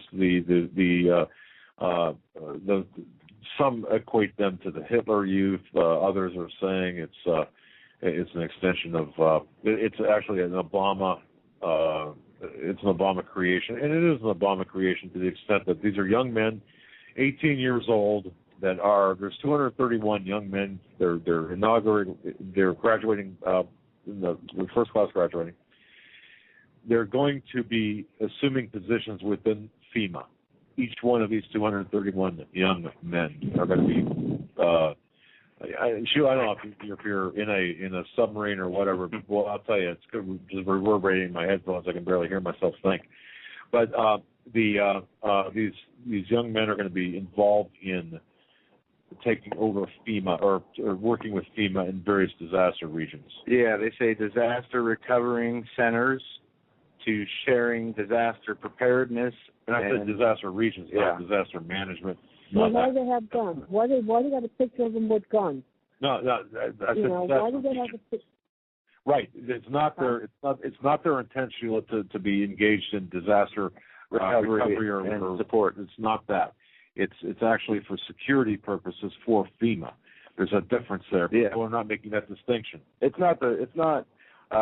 saying that these people, these youth, are being trained to help in times of natural disaster, from earthquakes to hurricanes. But in reality, This is the DHS civilian army Obama talked about, which will carry out, house-to-house gun confiscations. They're trained to take on returning veterans. This is not a passive, helpful force that was trained and created. Right. Exactly. So they wouldn't have a prayer.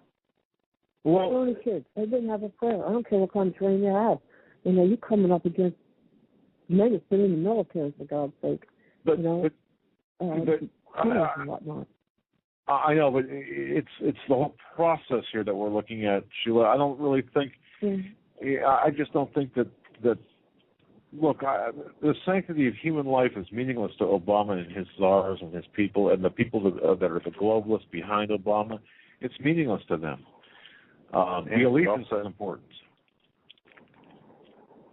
So, look, I know there because of that. I know that when he was on that guy's program last night, it was just total disregard for, the ambassador and the three other men that died over there in Gaza. But, yeah, you can tell that he has no regard for human life at all. But I wish the heck that people would wake up. This man should be having 0 on the poll numbers. Well, that's right. But there's so many people that are in the tank for him. There's such a complicity in the media. There's such a complicity everywhere. Yeah. For Obama, Sheila, it's just crazy. Well, look at when during the debate last week, when Candy Crowley handed. I just happened to have a copy of the transcript on an unscripted question. Yeah. Okay, how does that work? Hey, I just happen to have the answer right here, Mr. President. Come on, are you serious? Limbaugh pointed that out. She was wrong. Yeah, it took him a while. Yeah, she was wrong, but she waited till the next morning to get on a talk program and go on CNN there and talk about that. That she was wrong on that, but see, Sheila, they're talking all around the issue. The issue, they're talking about Candy Crowley being in the tank for Obama.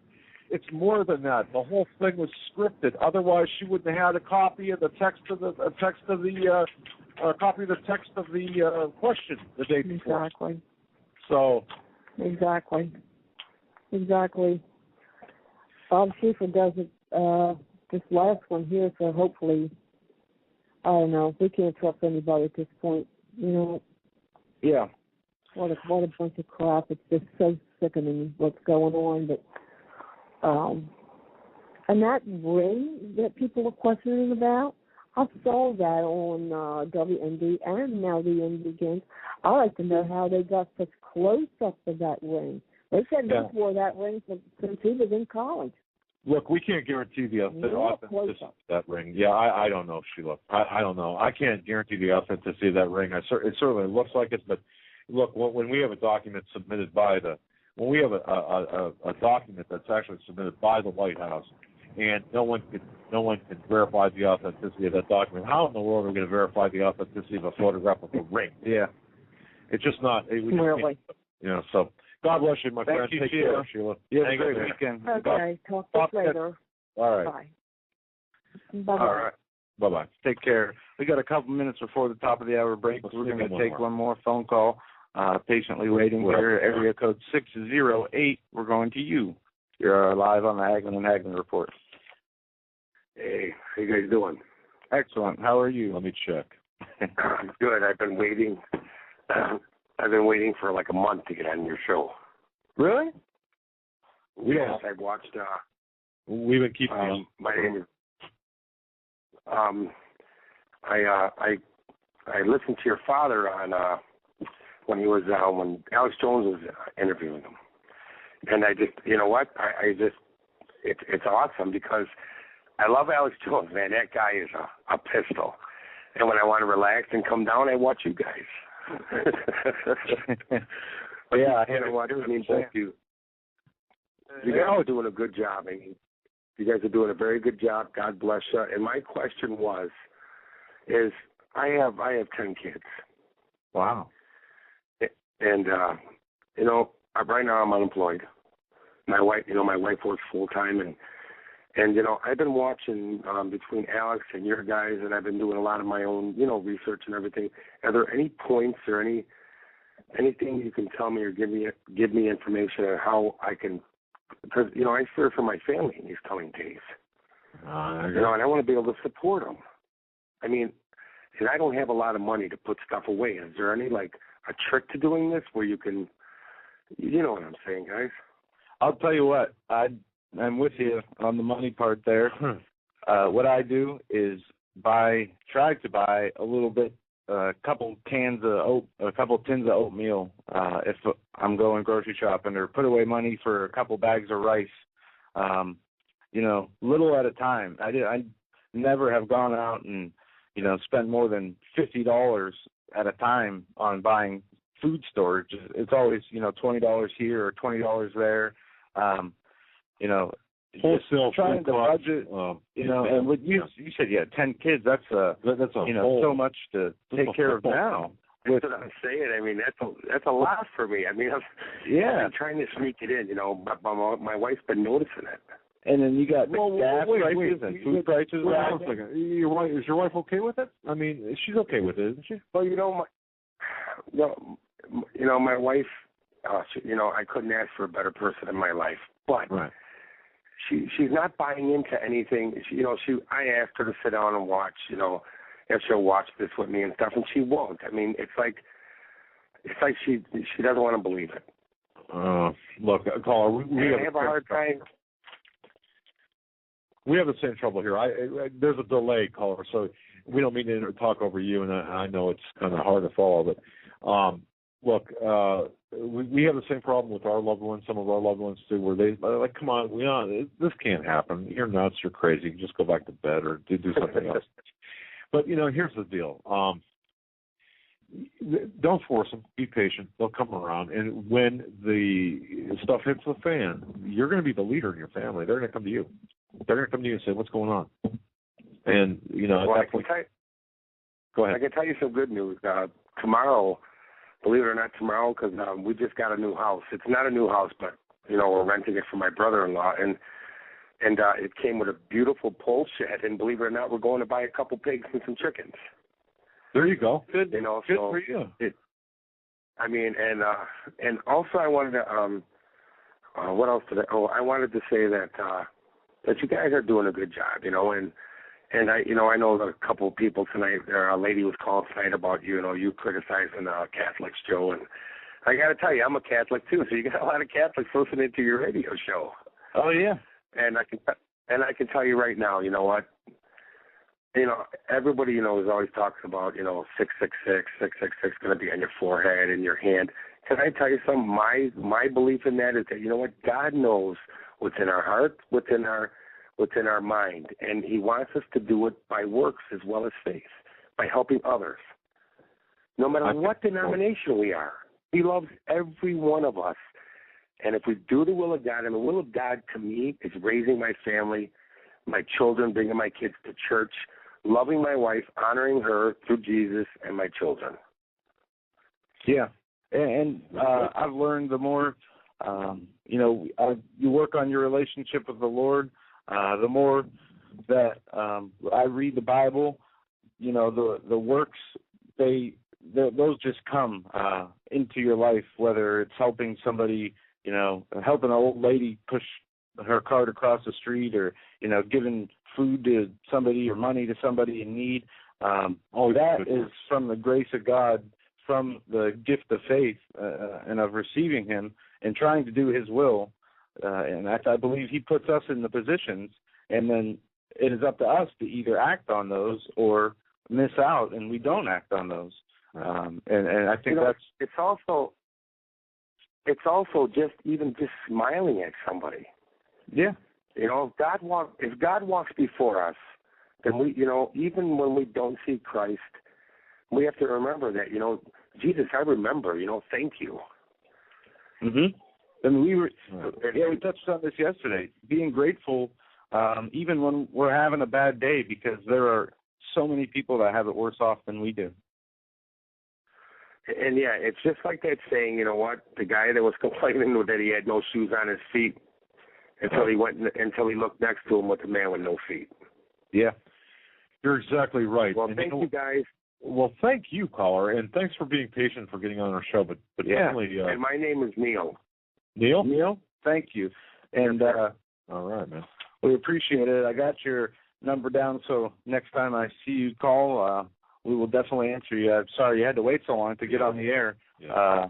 Hey, it's my pleasure. I'm glad. Patience. You have a good weekend. Good. God bless. You too, sir. Bye.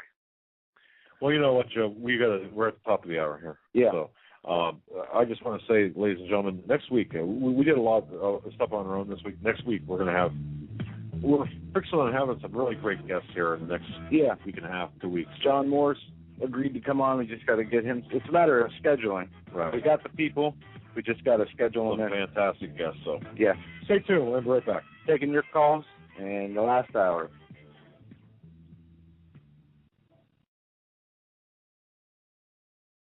Survival of the fittest. In any and all situations, survival is your number one priority.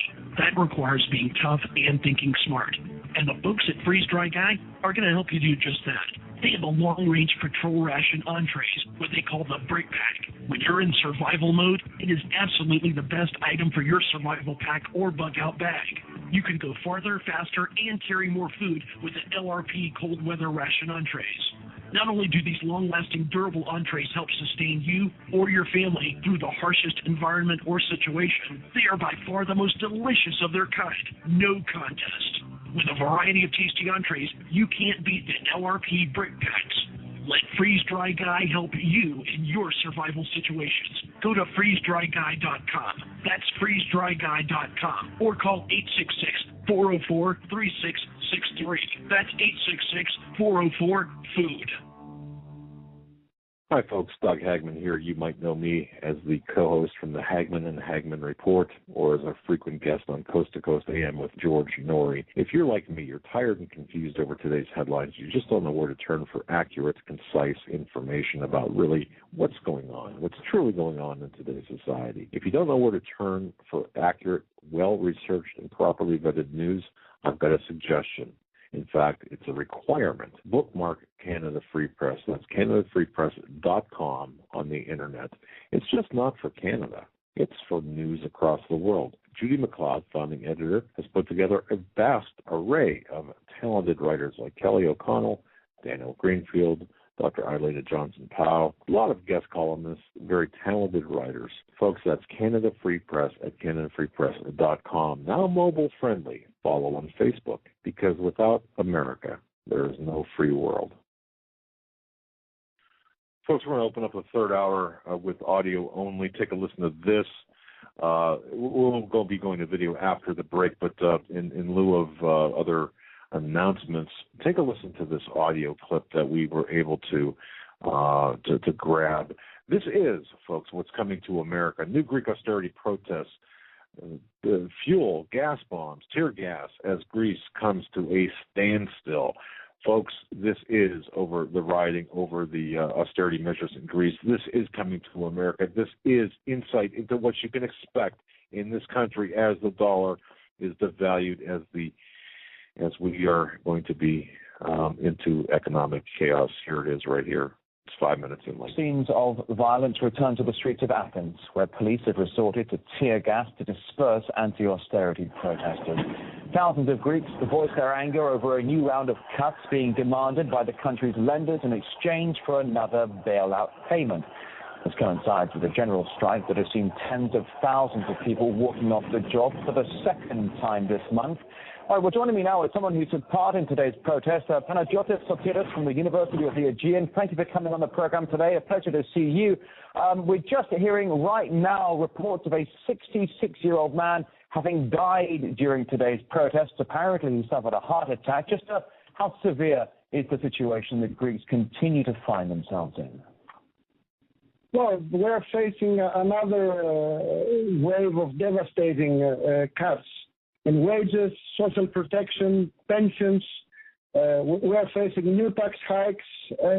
We're facing a social disaster in what concerns our living conditions. That can explain why today we had such massive demonstrations in Athens and all over Greece. That's why there was so much tension in the streets today, and I think we're going to see much more of it. This 13.5 billion euros of cuts have a direct impact on everyday lives. It will mean less money for wages, less money for pensions, less money for health coverage, and people have already reached their limits. They cannot stand it anymore. You talk about these people reaching their limits. As we all know, protests have become a very common sight in Athens. Do you think they can bring any change to how the crisis is being handled?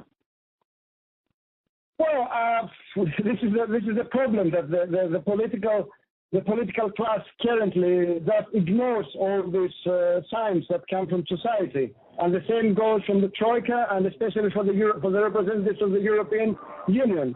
But they are just building up explosive material for next social explosions, and no policy can hold on simply by being passed through Parliament if it has no legitimacy in society. And I think in the end, facing such an intense social crisis, they will have to change course.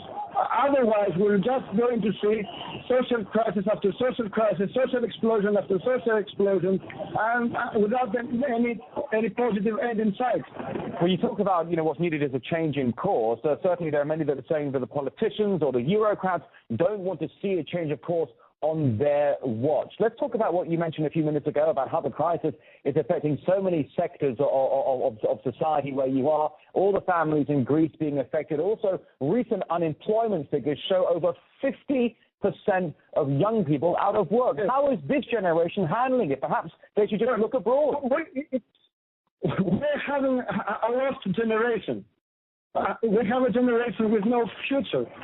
We have more than 50% actual unemployment in youth. We have more than 25% official unemployment. It's almost certain that in the next month we're going to reach official unemployment levels of over 30%, perhaps 34%, 35%. These are Weimar Republic kinds of levels of unemployment. These are 1930s Great Depression kinds of unemployment. And this is, especially for youth, they take the heaviest blow of all. And that is why we're already seeing mass migration especially of educated youth, young educated, university diploma holders, young researchers, young scientists are leaving the country, are seeking employment elsewhere. As you say, a lost generation, those younger people who are looking abroad now to take their educations abroad. Ultimately, at the end of the day, of course, that's going to hit the home economy in the worst of ways. Let's talk about briefly, if I may, as we all know, Angela Merkel, the German Chancellor, was recently in Greece, greeted by burning Nazi flags and swastikas in Athens. How much anger is directed personally at Angela Merkel, do you think?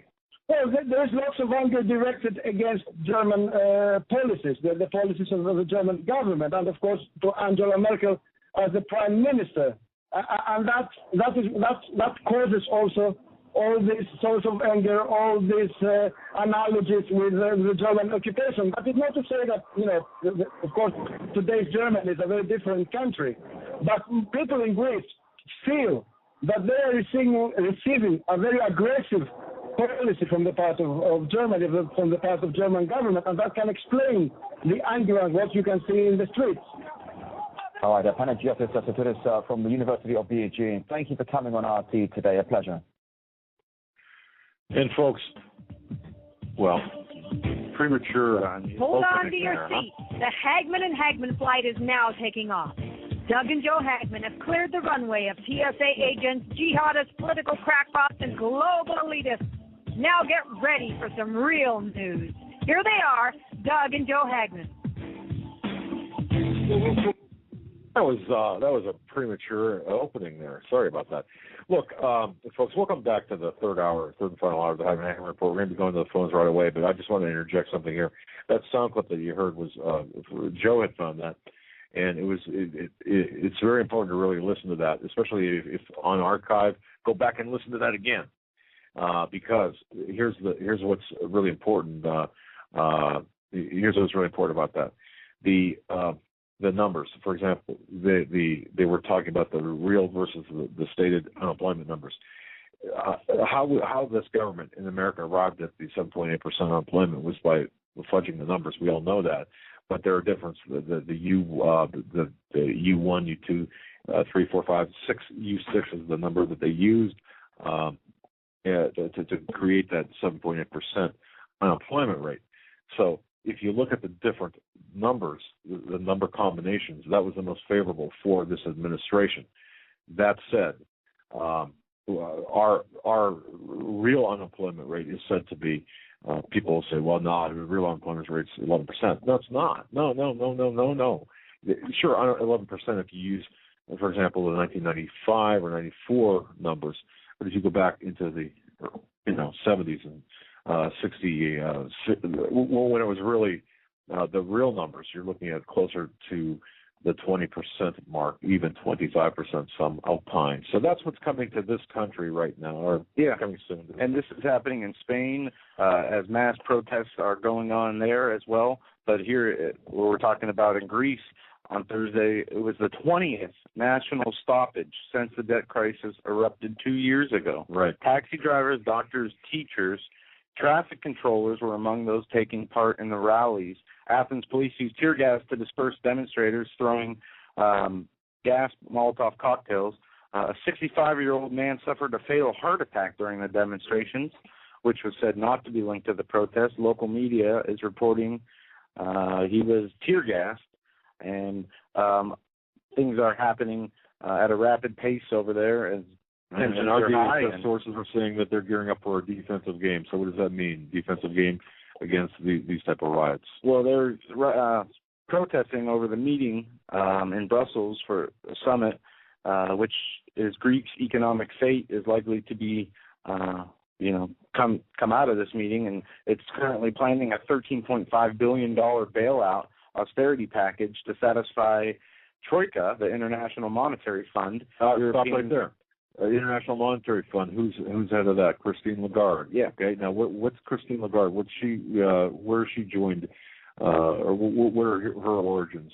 Lagarde joined Baker and McKenzie, a large Chicago-based international law firm, back in 1981, and she handled labor cases, antitrust cases. She was made partner after 6 years and named head of the firm in Western Europe. And she joined the executive committee in 1995, was elected the company's first ever female chairman in October of 1999, and then she became president of the Global Strategic Committee. So she's got a long history tying back to Chicago.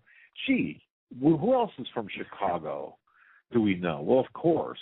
So do you think her July 5th, 2011 appointment to the head of the IMF after the fall of Dominique Strauss-Kahn, remember him? Yeah. That skirt chaser? Well, gee, do you think he might have been set up to make way for Christine Lagarde? Now things are starting to make sense, aren't they? Absolutely. All right. I'm looking here for an article that I saw before the show about the IMF being unable to sustain. You don't even have to. You don't need an article, because we know. And Max Kaiser does a really great job. I think in the last one or the one before that, talking about it's the video where she talks about the. Pardon me for being gross here, but the guy that stole the enemas and packages in Florida and they returned them. Yeah, that was a weird story. Yeah, but he makes the connection between the IMF, and Jamie Dimon, and of course a lot of the global economists. But the bottom line here, the IMF is unable to sustain the debts.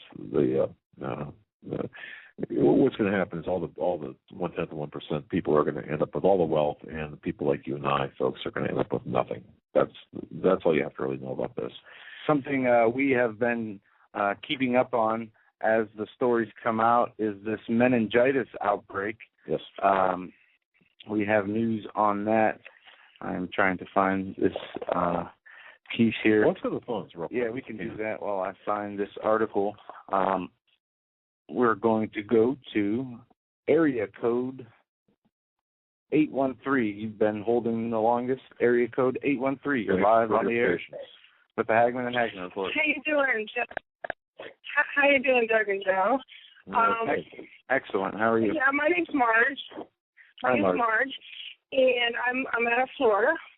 And I wanted to know if you guys have seen the YouTube video with Russian General Petrov. Yeah. And it's kind of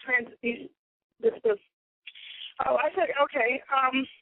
Anyway, I thought that was interesting, and he addresses the dollar. And what I find interesting is I kind of followed Dmitry Duderman's prophecies and seeing it come to fruition. And so I've been keeping an eye on Russia, and then I see what he says in it. And it's like I'm looking at, he's looking at the New World Order to Russians. He addresses it like a global mafia. He don't call it the New World Order. And I just found it interesting. I wanted to know what you guys thought about it. If you thought it might have been some propaganda thrown in there, because I'm leery on what Russians come over here and tell us. No, I think that the video to which you refer is 100% accurate, based in fact. And I think Dmitry Duderman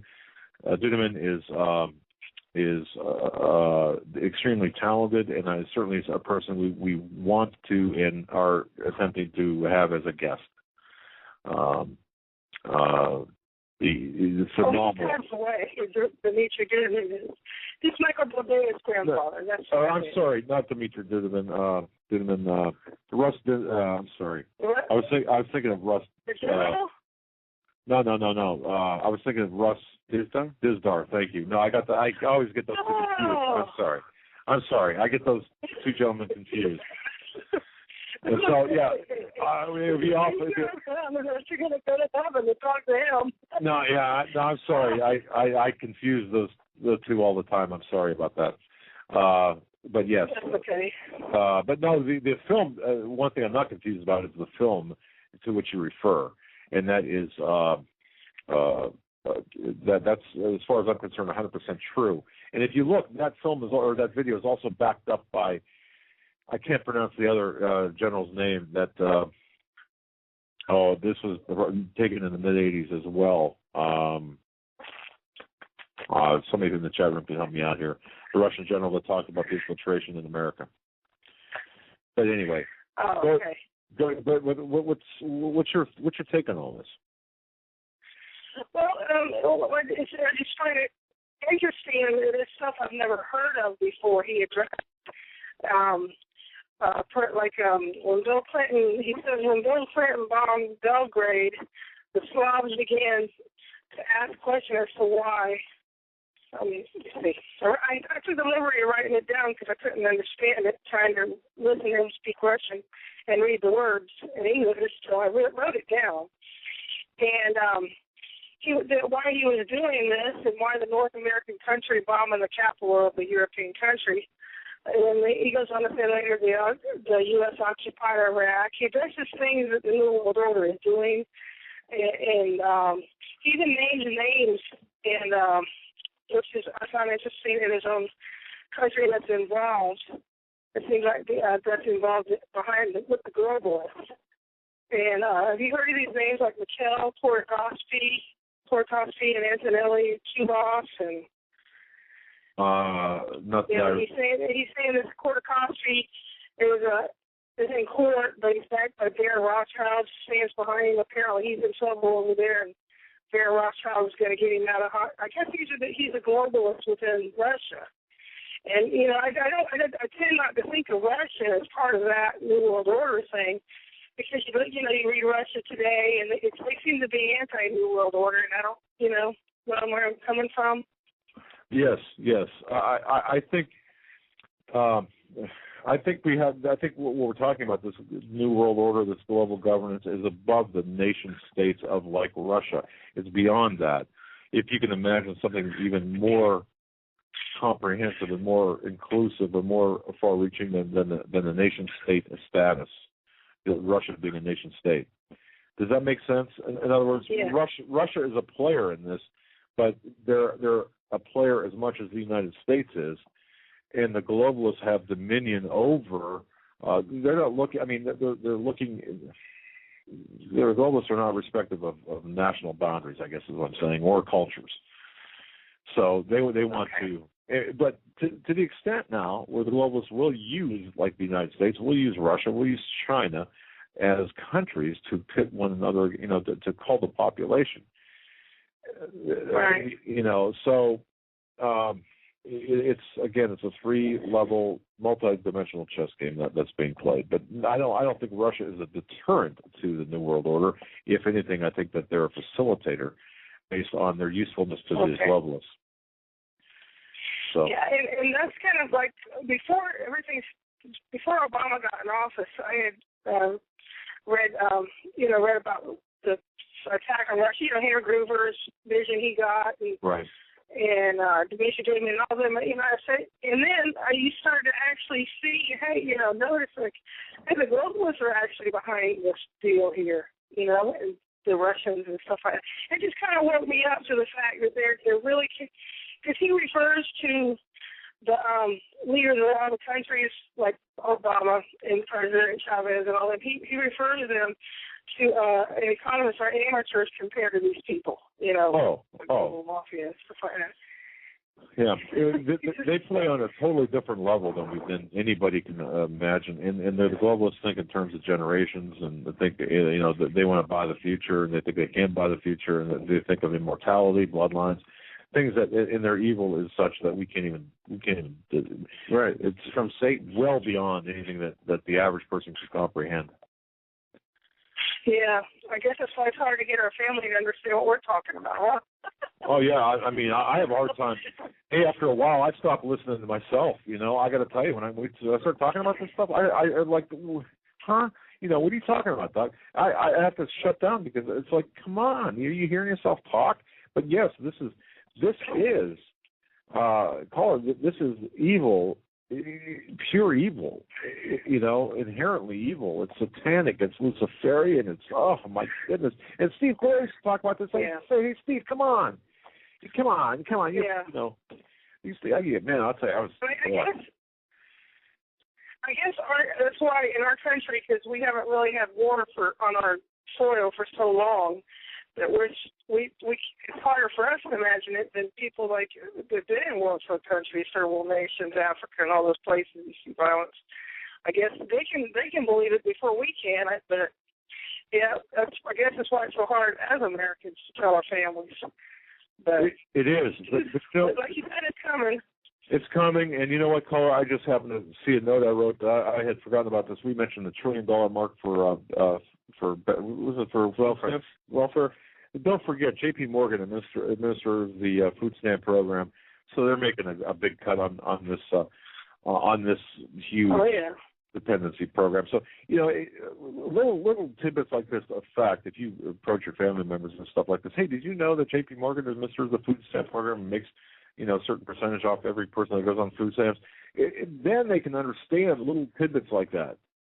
But if you try to dump the whole shebang onto it, it's like, holy cow, Well, they own the ATM cards that are on those things. I mean, they're like ATM cards, and every time one of those used, I'm sure they're charging the government, the taxpayer for it, It's not exactly every time they're used, but it's the creation and the maintenance of the account. Yes, but you're correct. Yeah.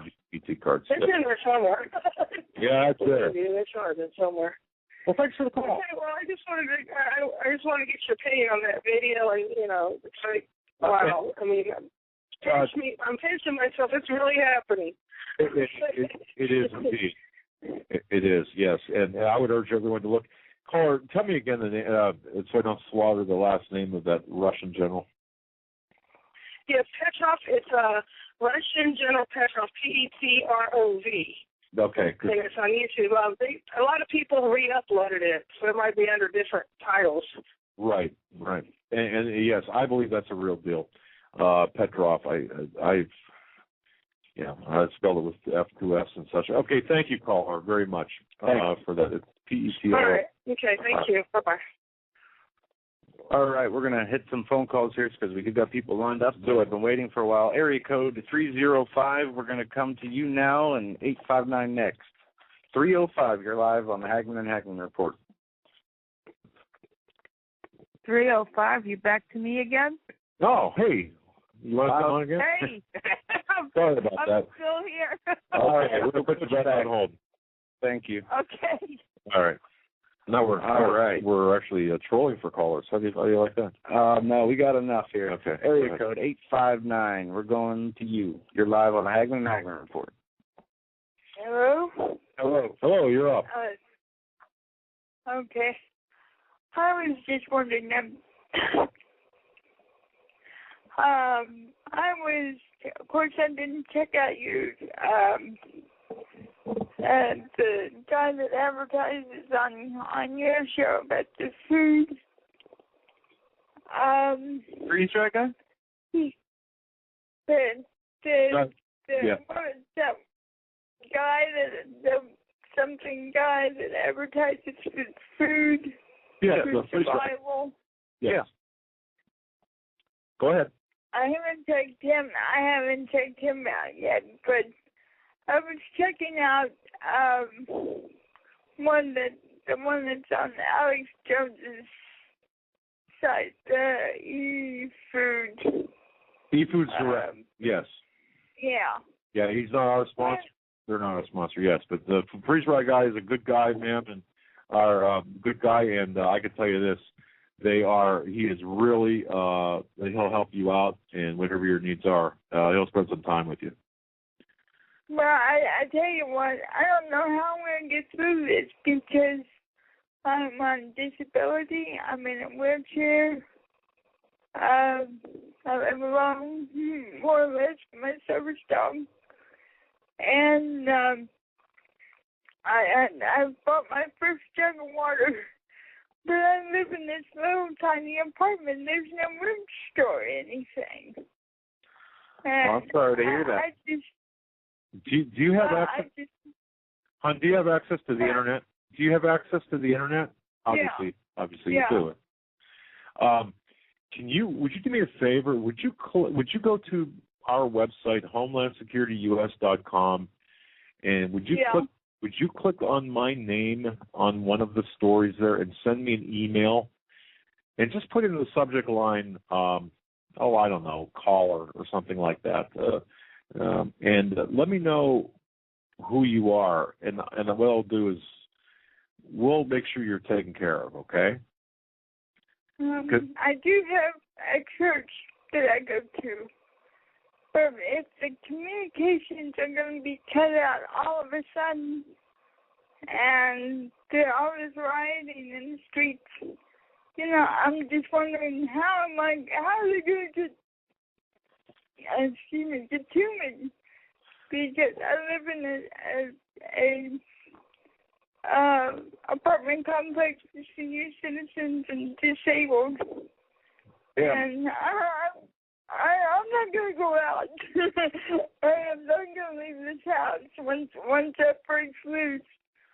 Yeah, well, that's why, ma'am. I definitely. I want to make sure. We want to make sure you're taken care of, and you know something. You've got a service dog, you said, right? Right. Okay. First of all, I love dogs, and one of the best friends you could have. And wow. But that aside, we want to make sure you're okay, and we're going to help you. Don't get too caught up in all this. Yeah. Okay? Remember the Lord. The Lord is with you. Right. Yeah, but I tell you, I've been telling some people about this, and I'm going to watch it. I don't want to create somebody having a heart attack. And the people here, they're just not open to listen to this. I've got one friend that teaches Sunday school with me. But now, what was that thing you said to click on? Well, just click on one of my name or Joe's name on HomelandSecurityUS.com. You were there on our website before, and just send me an email, okay? Letting me know your name and your phone number. Some way I can call you or contact you. Yeah, we got her phone number. Okay, even if it's by email. And we'll make sure you're not walking alone, and you're not we'll make sure you're okay. Yeah, we'll talk to you off air and address your concerns and see what we can do to help you. Yeah, absolutely. I really, really appreciate this. Well, man, we really appreciate you calling in and listening. And we're going to be praying for you. And like I said, we're going to be in contact with you. Keep your head up. Keep your head up, because the Lord is with you. The Lord is with you, and you have an extended family here with us and with our listeners, and we're going to be praying for you, and we want to talk to you and hear from you soon. We're going to be looking after. We all stick together, and we're a big family. Okay. And you've got us to depend on as well. I mean, you can depend on us as well. I say that right? Okay. Okay. God bless you, ma'am. Thank you. Right. Thank you. Bye. You have a good weekend. Yeah, I got to tell you something, Joe. Okay, you talk about the anger that's brewing up in me to take. Sometimes you think, well, okay, maybe we're just adding to the frenzy, and by sounding the alarm bells, maybe we're just adding to the frenzy. Maybe we're just adding to people's anxiety levels. But you take a case like that, and these damn globalists, these damn bankers, these contemptible bastards that are out there doing this, that are setting this up, that don't care about the people, that treat people like garbage. And these people, that this whole meme that is being set up, that hey, we care about you, we care about the underprivileged, we care about the people on disability, we care about this. That's a load of crap. The false justification. And there is your proof right there. Yeah, these justifications of good intentions to bring in their agendas of evil, they never ceases to amaze me, the evil they will stoop to in order to get their way.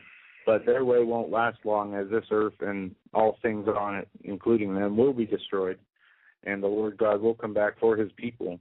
And we all must remember that, no matter how hopeless our situation seems, how hopeless we feel, we must always remain positive in our faith with the Lord.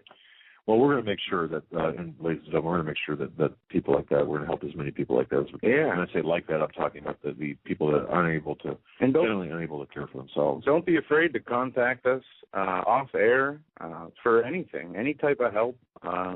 We'll do whatever we can. If it's in our power to help, we'll help. And it's hard to, we know people in situations like that. Yeah. And people that are helping people like that aren't getting paid for their work. To help, people are hired by the state or to help people who are not able to get in and out of their house too easily. Yeah. Those people, our close friend has 4 months not been paid for the help. Yeah. And this is how and think about what's going to happen after Obamacare and all this healthcare overhaul comes into real effect. Yeah, we're living that right now. When I say we're helping the. You know what though? It doesn't matter. Well, we're gonna help people get through this, and yeah.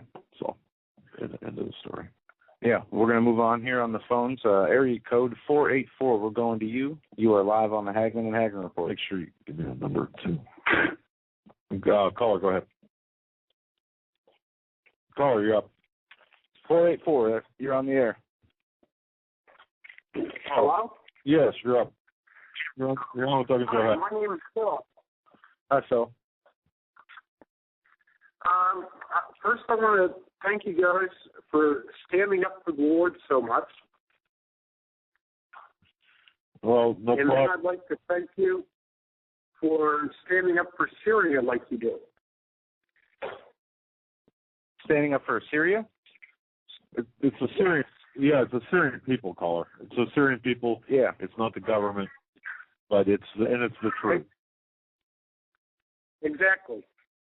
For standing up for the truth. Right. And standing up for the truth. I'm actually married to a Syrian woman for 18 years, and we met because the area I lived was a Syrian community. And when things started breaking out over there, she would call back home, if you would, and they said, what are you talking about? And she's like, well, we saw this on the news. And it was all fabricated. Oh, yeah. Yes. And there's nothing like pictures of there's nothing like visuals that used for propaganda purposes. That it's just everything we see, caller, about Syria, you have to second guess and question. I think a lot of everything we see, not just about Syria, we have to second guess and question. Well, true, but yeah, I mean, the topic talking about the subject at hand, and I've got to tell you, Fox is doing a special on Syria or Libya and how the details of the Benghazi attack and the role of Syria and Russia right now is starting to gain some traction. Thankfully, and we need to keep this story pushed forward, pushed out in the open, pushed into the limelight, because I'll tell you what, caller, we've got to stop this, because if we don't stop this, we're going to end up in World War III. But we essentially are fighting World War III. It just hasn't gone visibly bang, bang yet. Yeah. And also, Joe, I'd just like to share this with you. Being married to a Syrian woman raised over there, it is possible at times to offend someone without knowing it. For my wife, she was raised that you do not leave shoes laid with the soles up, because it is an offense to God. You daren't do that. Just like you do not sit with your legs crossed and show the soles of your shoe to a person. It's offensive to them. So as far as the Catholic woman taking offense, it could be nothing that you intended whatsoever, but something with the way she was raised. No bad on your part. Well, there's a lot of cultural things that we deal with. Now, you reference cultural things that, for example, the position of one's shoes and such. Those are more cultural than spiritual or more spiritual. Would you agree to that? Well, sometimes I think culture and spiritual go hand in hand. I think you probably remember days in America where an Irish Catholic was not allowed to date an Italian Catholic. Well, that's true, but again, isn't that rooted in cultural differences? Because you're talking about the same God. But, there's still the element of religion. Yeah, well, it's hard to make a split. Right. Okay. Now, but where are we going with all this? I mean, like for example, we talked about Syria and the truth there. Where are we going with this? What are you thinking here? Oh, really? I just wanted to thank you guys for doing the job you do. My personal history: raised in a Lutheran church, moved to a community, found a Lutheran church to take my family to, until the day I put the minister on the spot and asked him in adult Sunday school class, "What are you saying here?" And he said, "There is no hell. Everyone's going to heaven. Hindus, Buddhists, everybody." And I said, "Thank you for finally coming out and saying that." And I got up, got my family, we left, we didn't go back. I found a UCC church. Took my family there. I explained my concerns about being biblically rooted to the minister before I started going. I led a Bible study there for a year at the church. Shortly after that concluded, they made an announcement they were doing a Bible study, 3 faiths, 1 God. 3 faiths, 1 and God. I asked 3 faiths, 1 God. And 1 I law. asked the minister prior to the service, he came around and shook hands, and I asked him, could you please explain to me this new thing you're doing, 3 faiths, 1 God? He said, well, you have Judaism, Christianity, and Islam. Right. 3 faiths, 1 God. And I said, really? And he said, well, that's what they said. I put my hymnal back in the slot in front of me, and I got up, and I walked out before the service. The Spirit said, run. And since then, the Lord has been feeding me through the internet, reading the Bible through the internet. I listened to Rick Wiles, a whole circle. You guys, I was kind of surprised. I heard you say Russ Dizdar tonight. Yes. I've been following him. So it's like a circle of friends, even though I never met anybody. And I just want to thank you guys for it. Well, thank you. Isn't it great? I mean, the circle of friends is extended family. We like to think of it. Yeah. But we'll keep listening. Yeah, we got a bunch of calls we got to get to. We only got a couple minutes left. Thank you for your call. Yeah, God bless you, my friend. You have a great weekend. Stay in touch. All right, we'll move right along here to the phones as fast as we can. We got about 7 or 8 people on hold, so let's do it. We'll try to run through these quickly. We'll start here, area code 817. You're on the air with Hagmann Report. Oh, sorry about that. 817, you're up. Hey, Joe and Deb. Hi. Joe, can you hear me? Yep. What's on your mind, sir? Hey, I just wanted to call and thank you guys for everything you're doing. And, Joe, if you looked into that Bloodlines of the Illuminati by Fritz Springmeier? I might have. I'm not sure. We have so many. Is that a book, or is that just, what is that?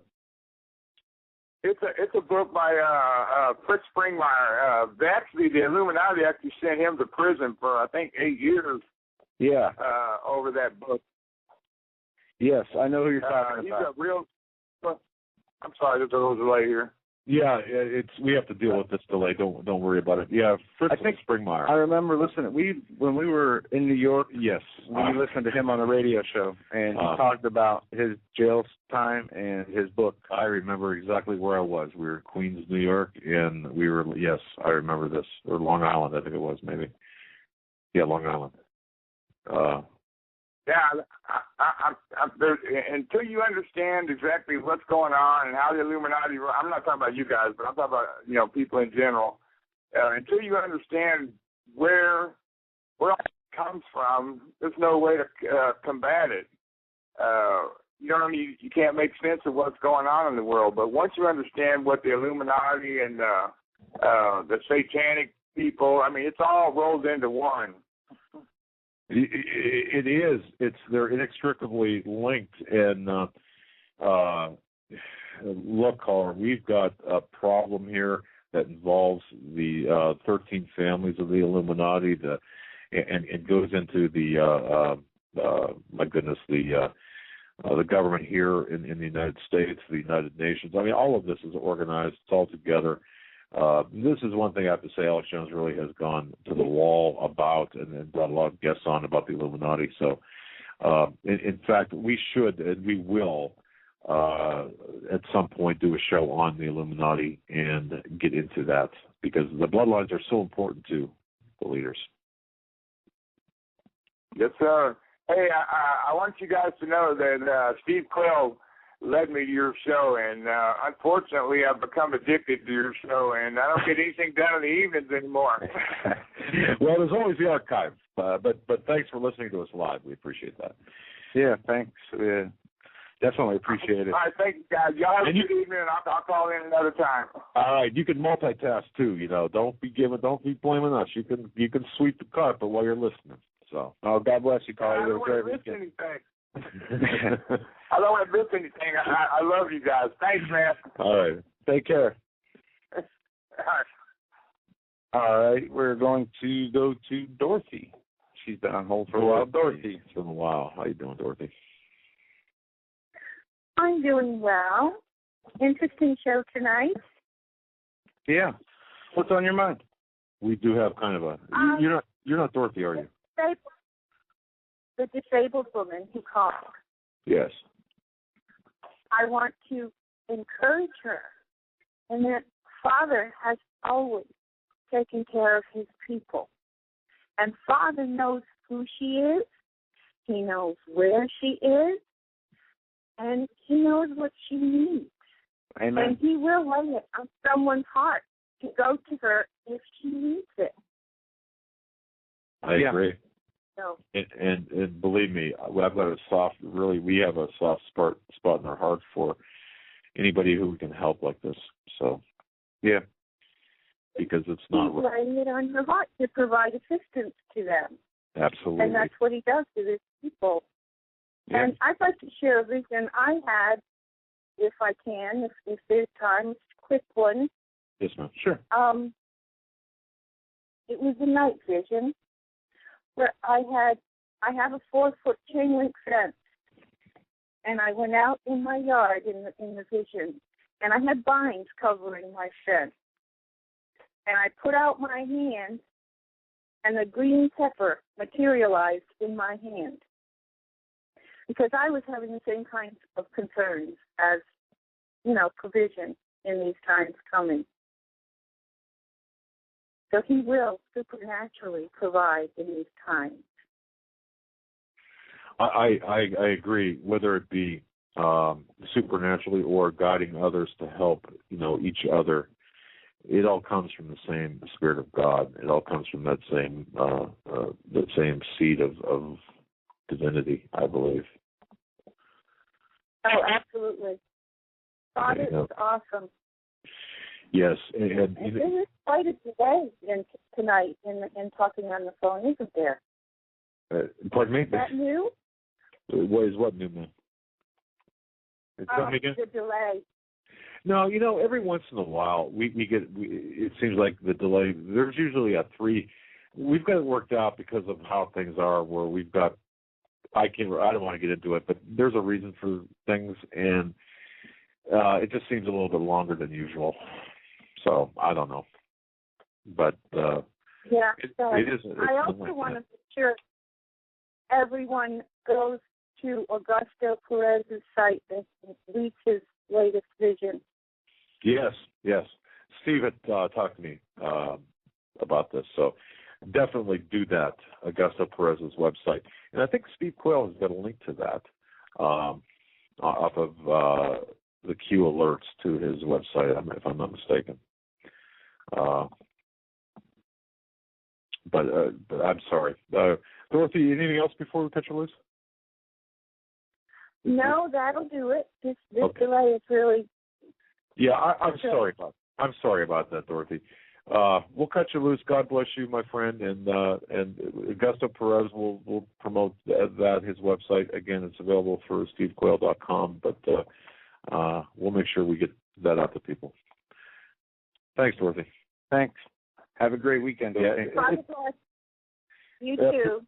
And his Augusto Perez's website is theappearanceministries.com. Appearance Ministry, theappearanceministries.com. So go ahead, Joe. All right, we're moving right along here. We only got about 10 minutes left. Let's see. Area code 918. 918, you are on the air with the Hagmann and Hagmann report. That's me? That's you. Okay. My name is David. Hi, David. And I want to touch on Jonathan Cahn's book, The Harbinger.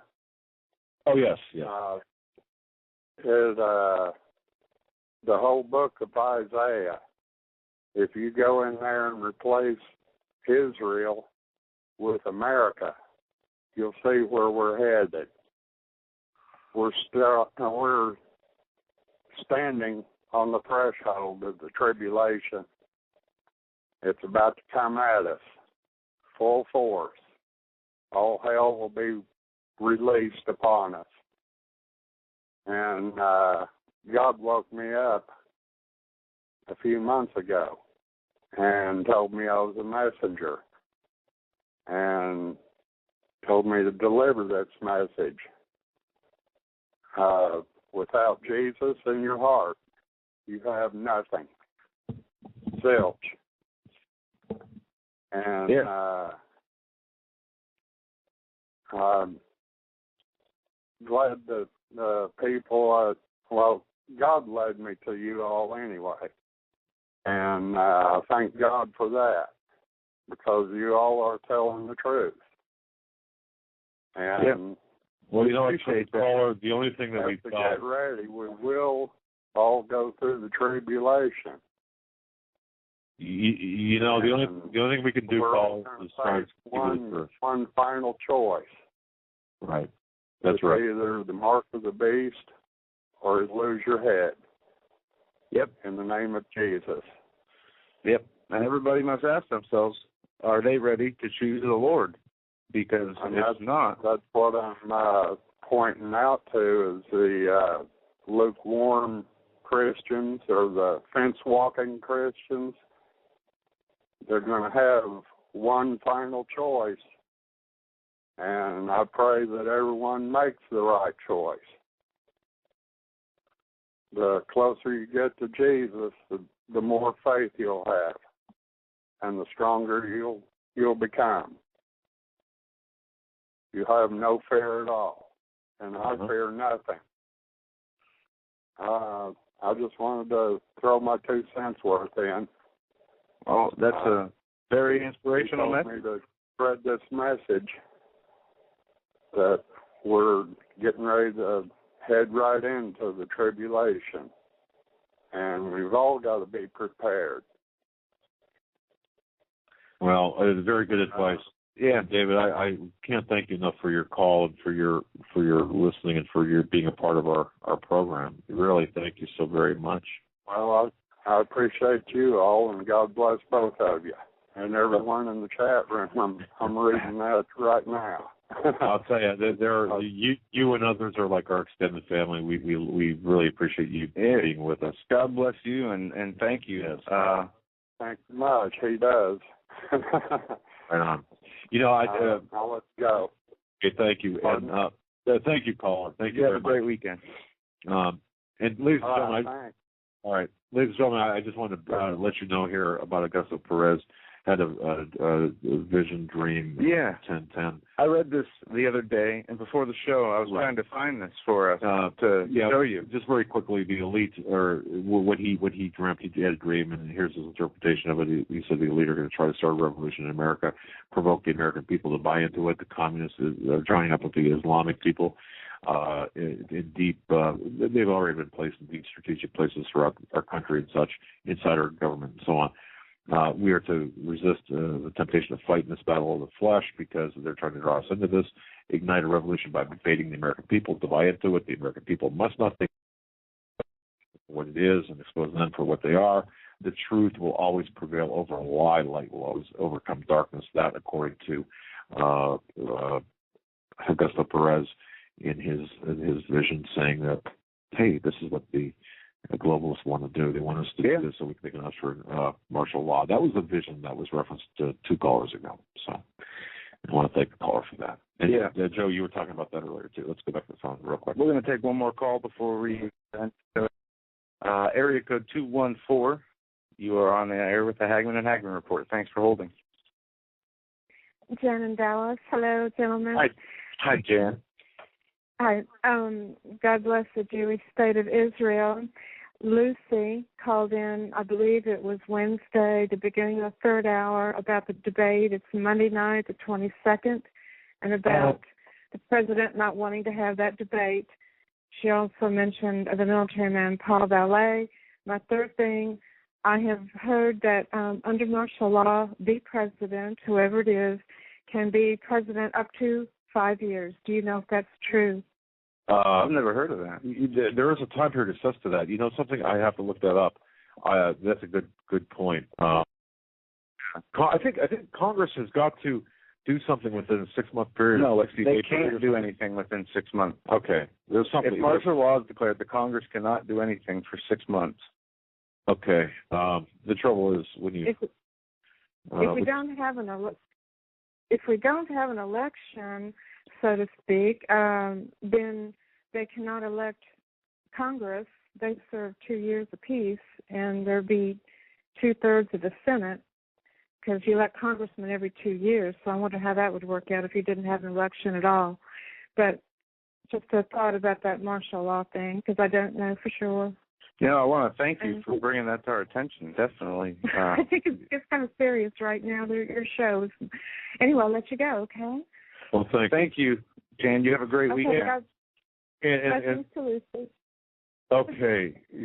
Thank you for putting us right on the debate date. I keep thinking it's Tuesday. For whatever reason. Not that we watch it. But. No, but I have this stuck in my mind. But I just want to touch one thing real quick, and then I'll turn it over to you to close this out. Intelligence source earlier today, folks, I was talking about this a little bit. Think about this scenario. Romney doesn't make it to the election day, okay? Or perhaps the GOP can't muster a candidate quick enough, or after election day, between election and inauguration, if he's elected. Well, no, forget about that. Prior to the election, Romney meets a demise of some kind. Where would that put us? Martial law extended the Obama administration. See, I don't know. It's just bizarre. I see them getting more out of having Obama not win the election.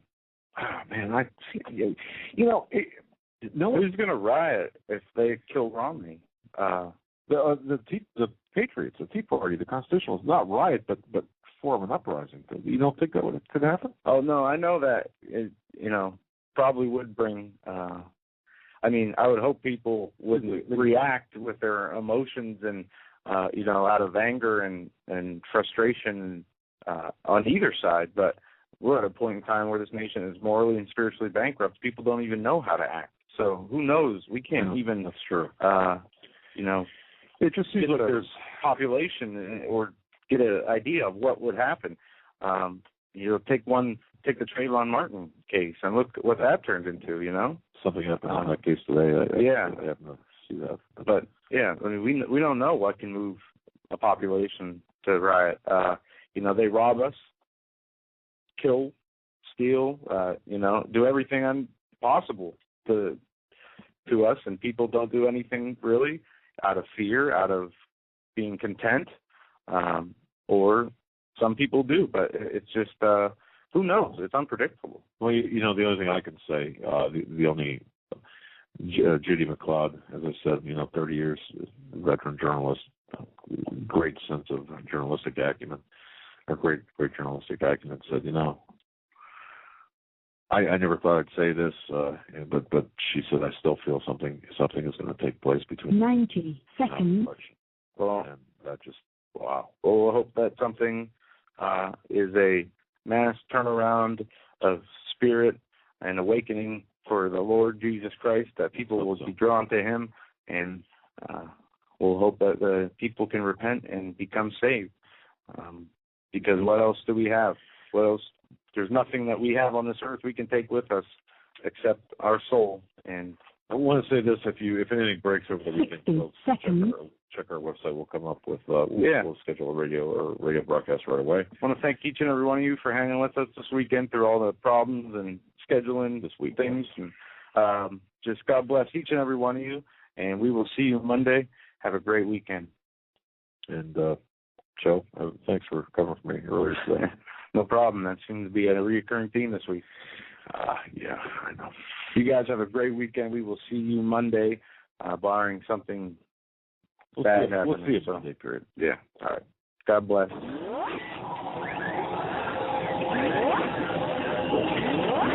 Thank you for using Blog Talk Radio. Goodbye.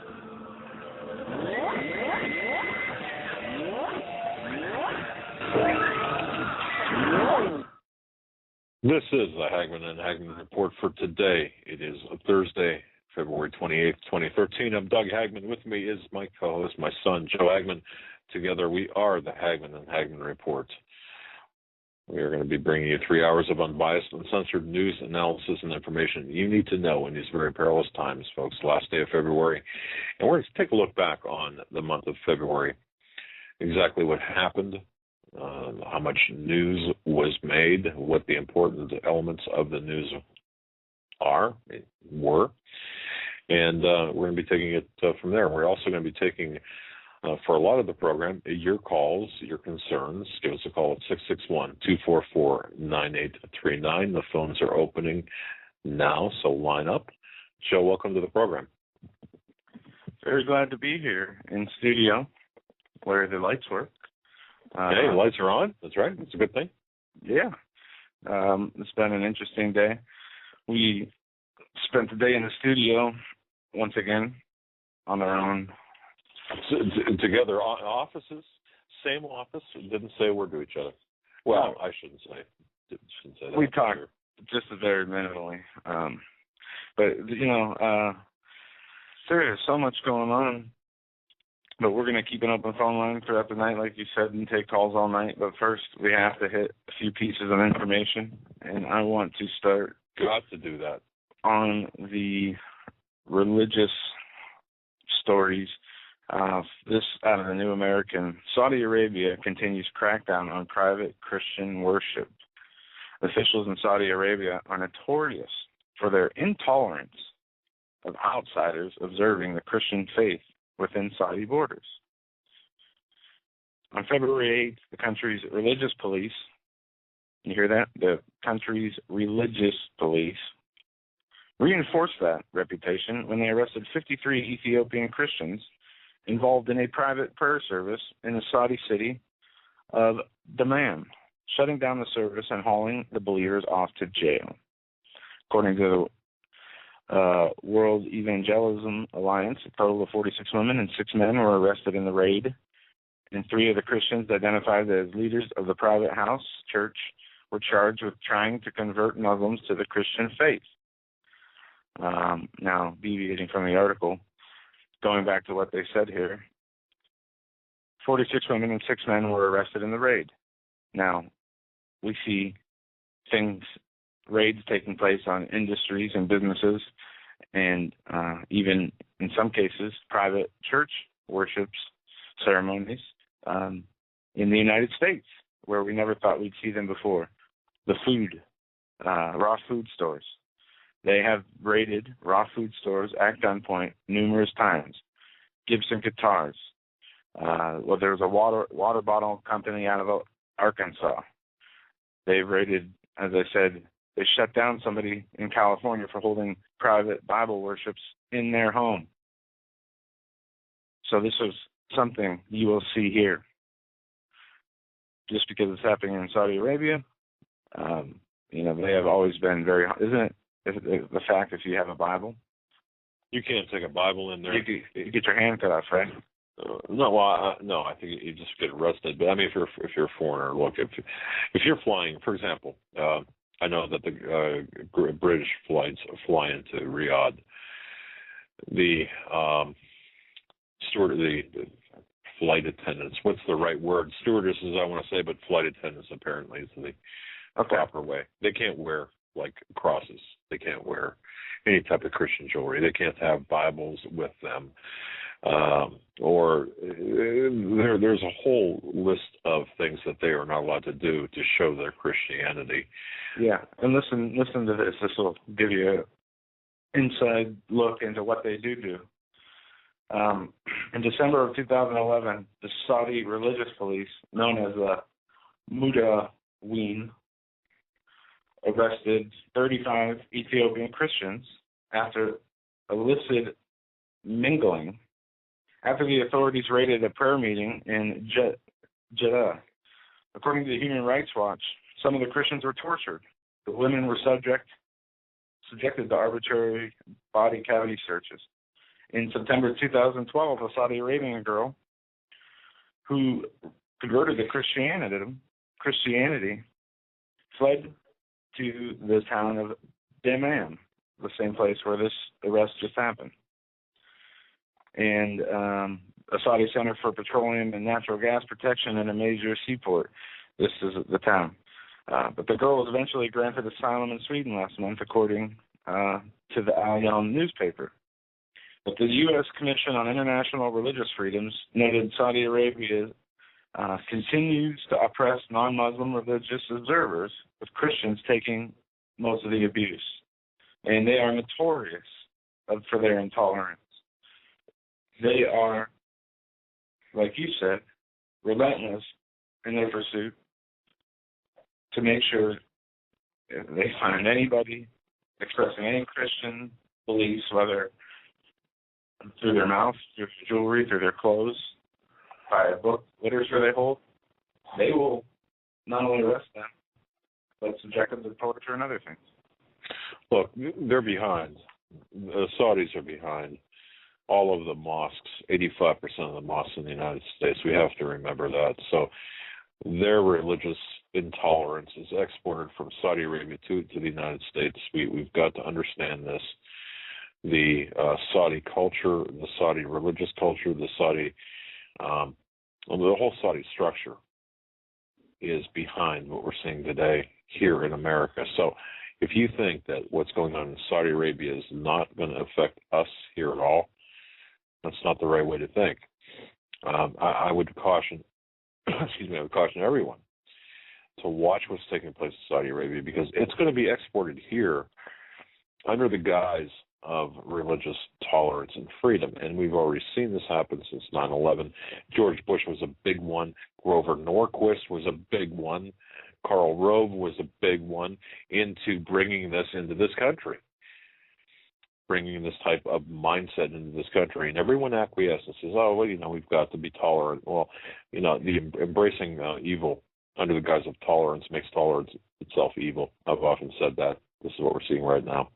And no wonder they're not, overthrowing Saudi Arabia with CIA-backed, Al-Qaeda-funded civil unrest, riots, and civil wars, because Saudi Arabia already has the strict Islamic rule. That's just one of the reasons, that they're overthrowing these nations. It's horrific, folks. It is horrific. The oppression, the religious oppression by the Saudis is horrific. We have to understand that this is exactly what, and who backs the Council on American Islamic Relations mostly? Well, it's none other than a Saudi Arabian extension. It's the Saudi arm. It's the Saudi diplomacy, I suppose.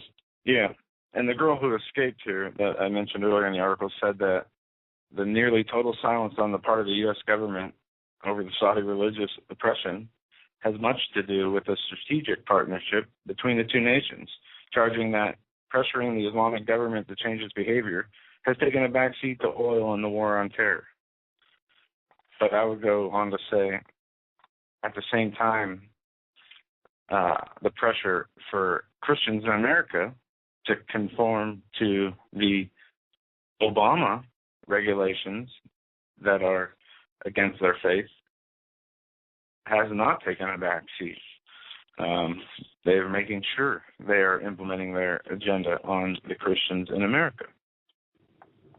So, look, as I said before, what we have to watch for is the exportation of this policy, of these policies, through the Council on American Islamic Relations, through other organizations. You've got the the Islamic Association of North America, ISNA. You've got a variety of other shell groups that are embracing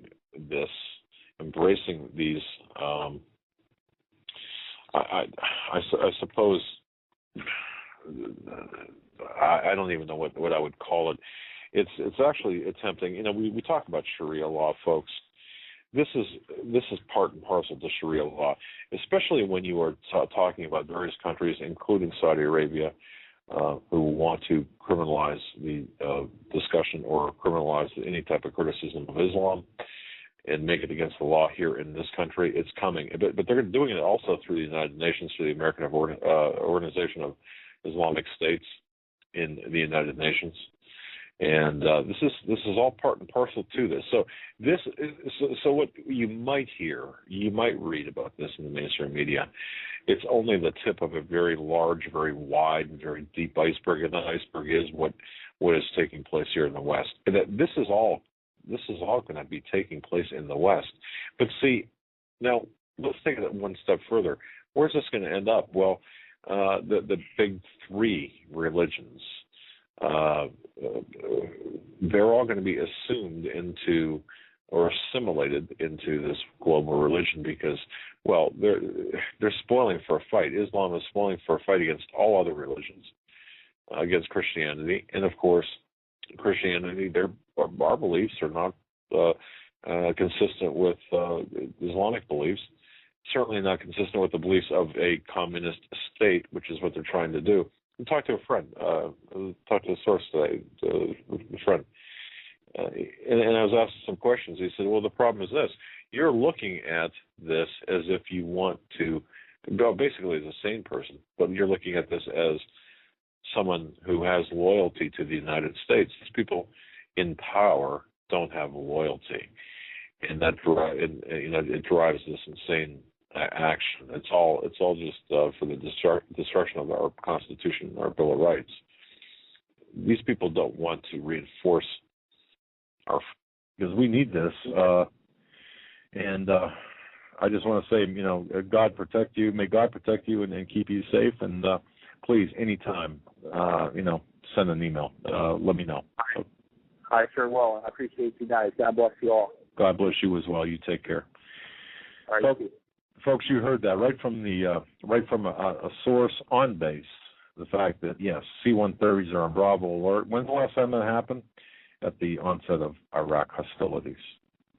Okay, just so you know that. Folks, don't be fooled about the name. We have nothing to do with the government. We are a private organization that is dedicated to pursuing the truth, to preserve our nation, our heritage, our moral fiber, and to expose the truth as it is. With me is Joe Hagmann. He is my son. We are the premier, by the way, father-son investigative team, PIP team radio program on the internet. PIP team radio program. Spot out. The main one being, well, there are 300 million guns in America. No one would do those things. I'm sure Greg has seen them too, and you guys see them. Well, I'll just tell them that I lost my gun.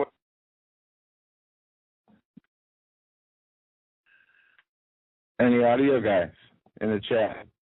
That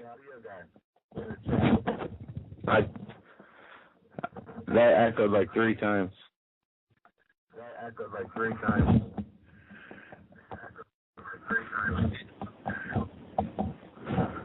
Okay. This is a train wreck in the making you're watching.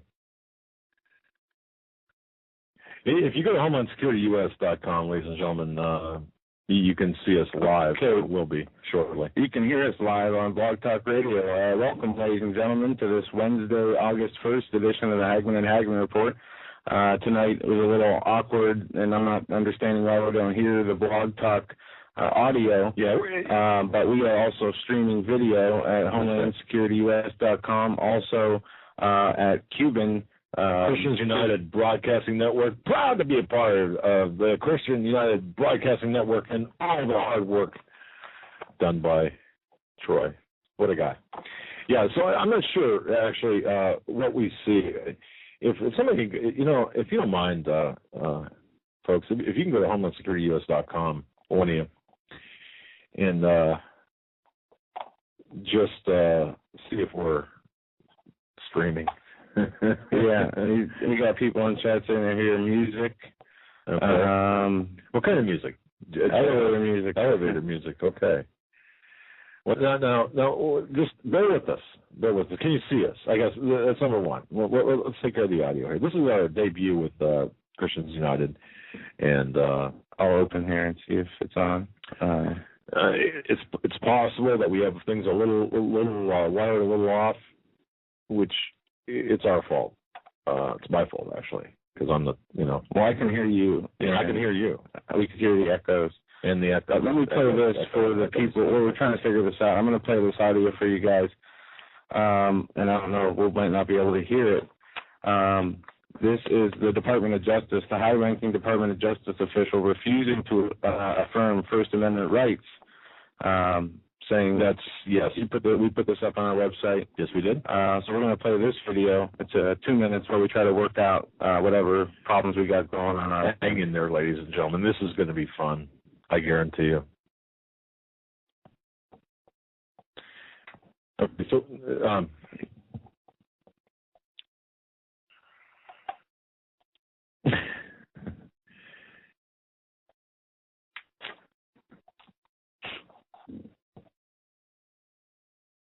we can't hear our own audio. Okay. Let's see here. Or we have a setting wrong. We very, very well might have a setting wrong. Okay, there's nothing playing. Nothing playing? All right. Can you okay, Troy, can you hear us? I can play. Okay. Yeah, okay. Do you have access to our switchboard? No. Okay. This is working out well. Can we cut?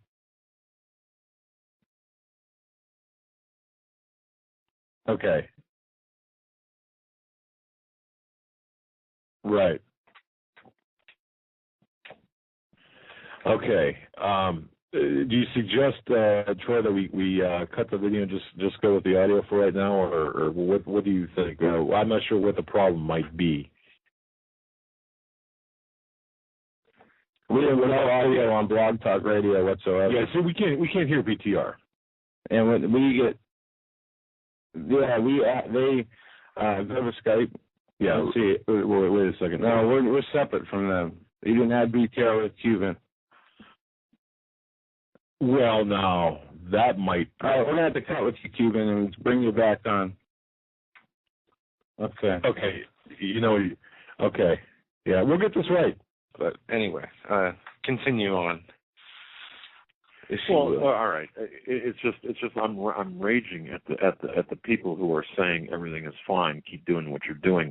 Ben Bernanke, for example. There's two schools of economic thought, and really I think it's important for people to understand the Austrian school of thought, or the Austrian theory of economics, and then the Keynesian or Keynesian school of theory of economics, which is John Maynard Keynes, very big in the progressive movement. And it's funny because in doing research for the article I'm doing this part two of the people of our economic demise. It's absolutely amazing to me how many conservatives, fiscal and social conservatives, stood up for the nomination and for the appointment of Ben Bernanke as Fed chairman, saying that he doesn't adhere to the Keynesian theory of economics. And look what he's doing right now. Of course, who are his paymasters? Bernanke is not the one that's really calling the shots, although he's calling the shots on a micro level, but not on a macro level. Who's calling the shots on the macro level? It's the international bankers.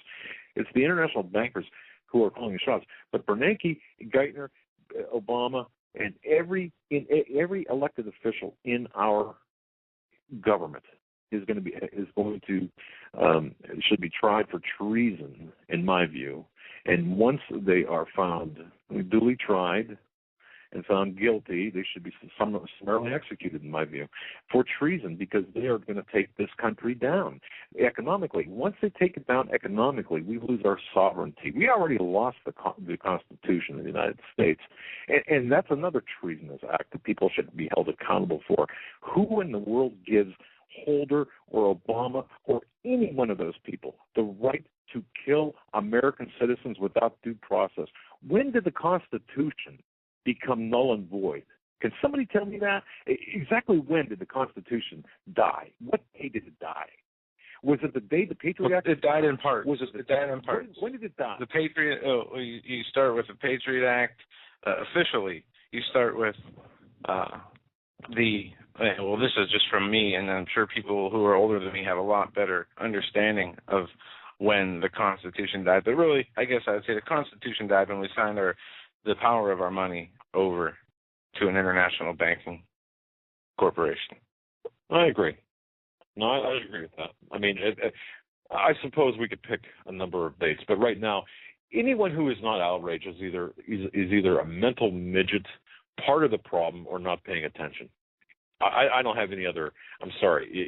If you think what's going on right now is okay, you either have a mental deficiency, or are not paying attention, or are part or are in on it. And if you're not paying attention, I can accept that.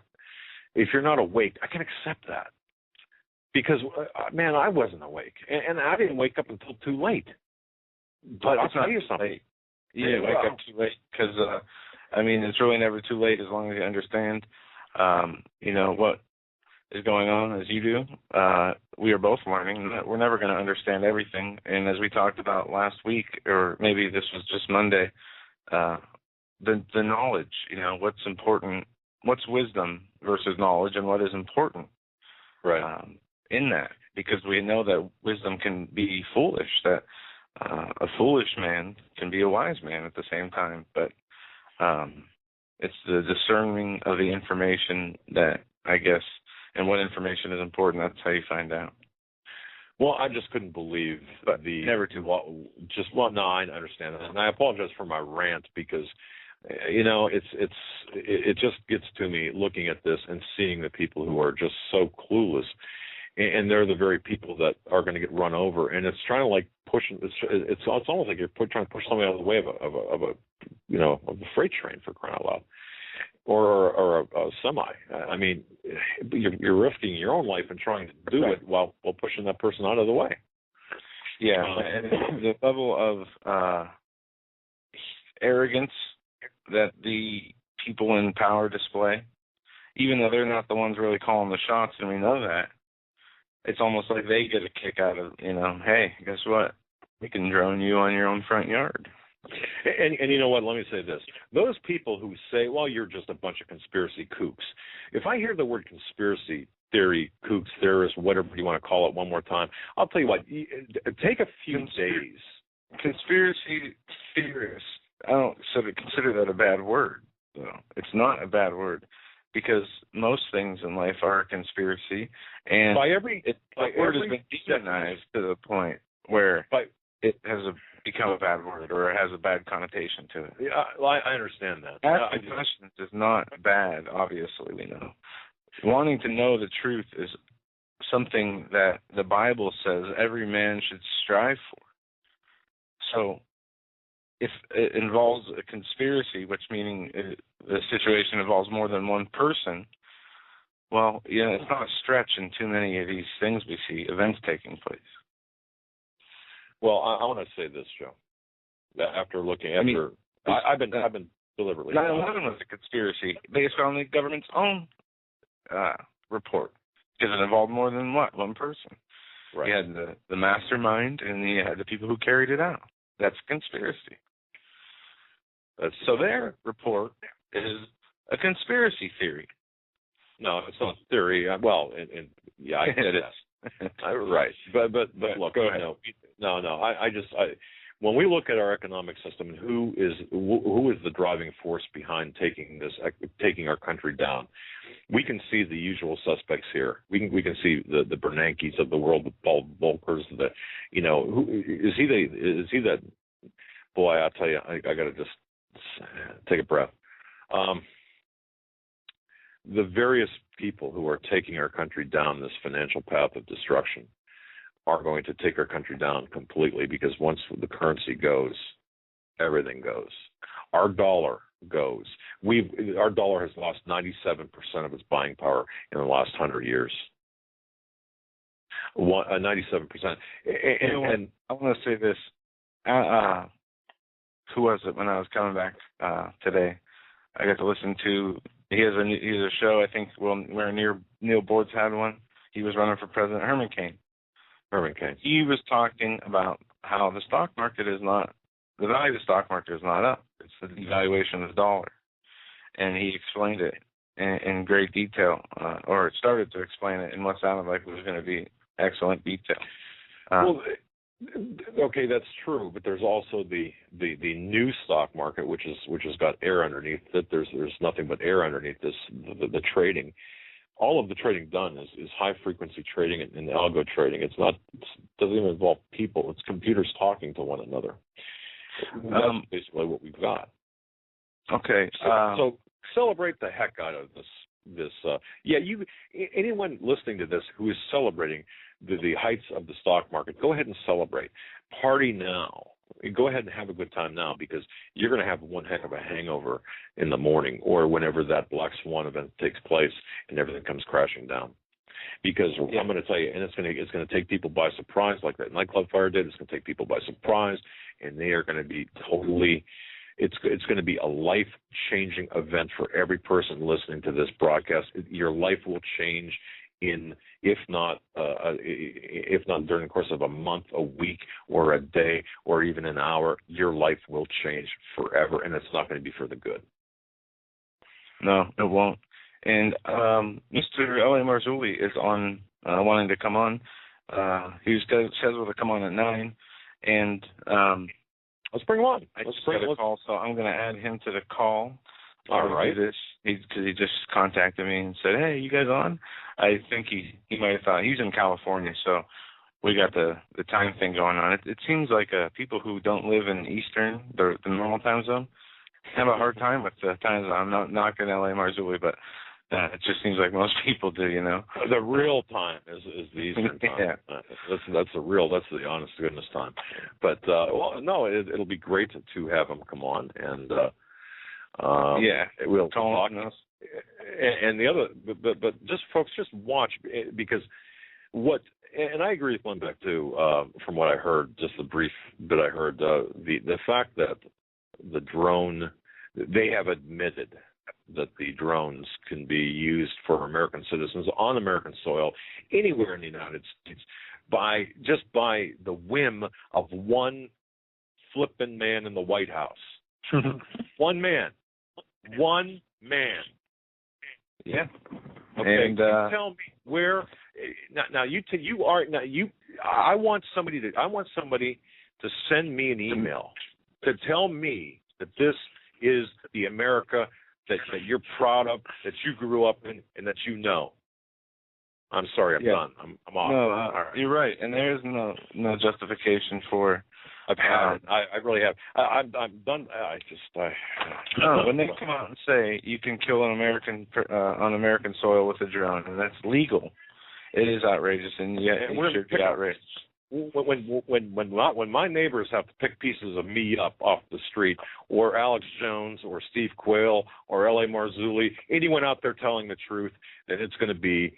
It's going to be a sad day, or another Waco, or another. What was that? Waco and Ruby Ridge.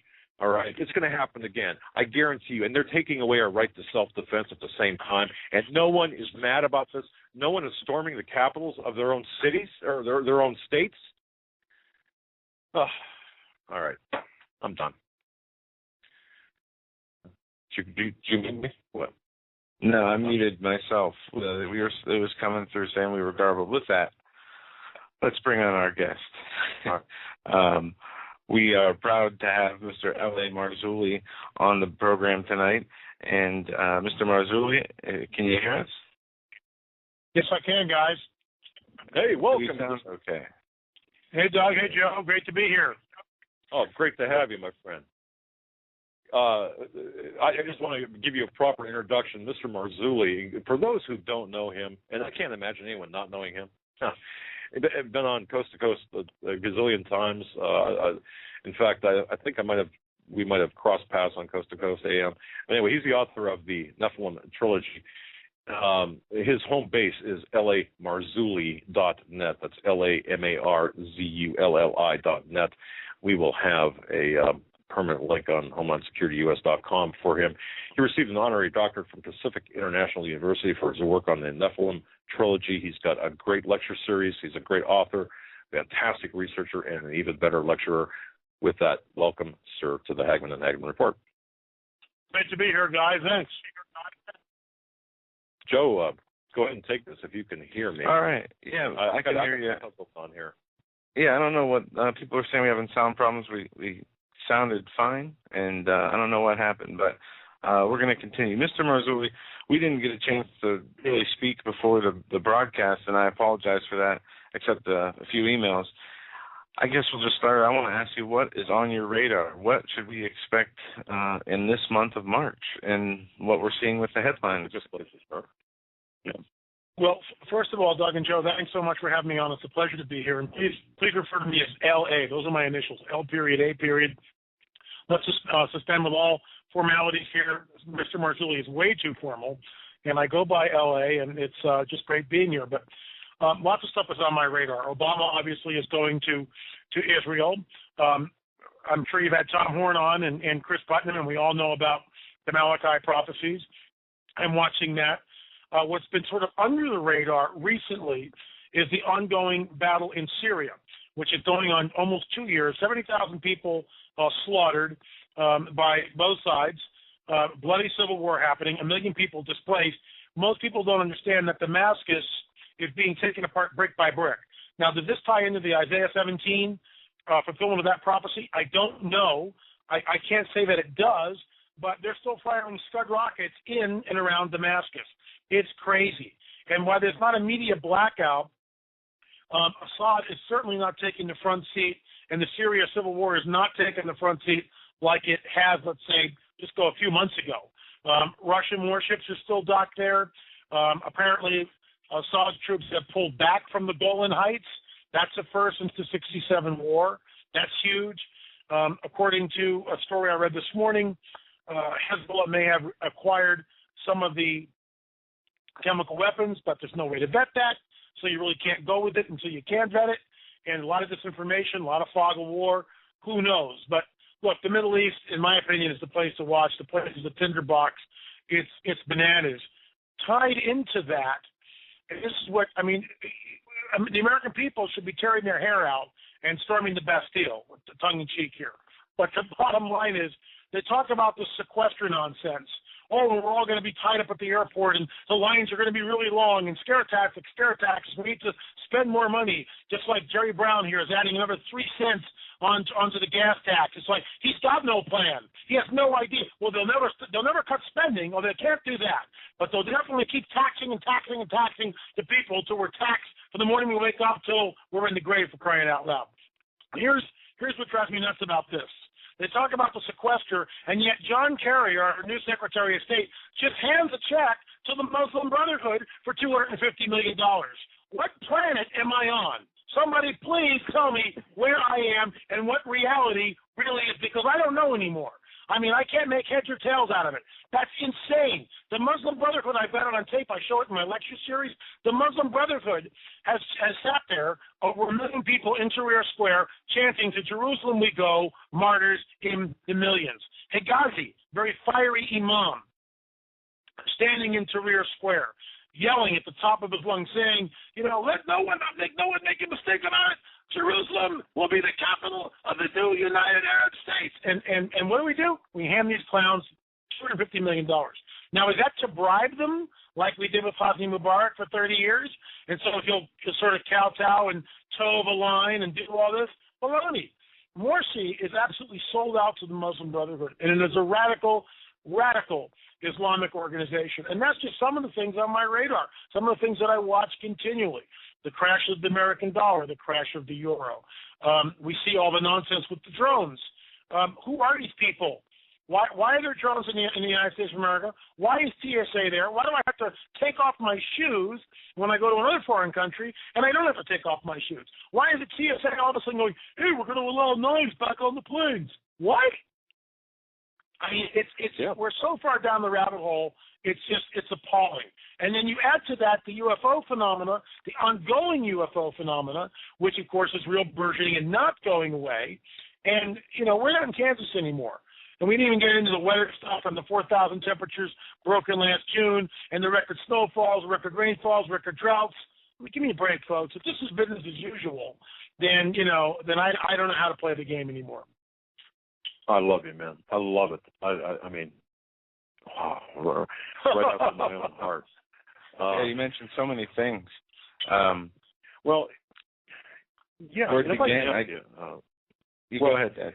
I'm kind of curious. What do you see? I mean, we have got so many plays on the stage here, and we're at the final act of every one almost, it seems like.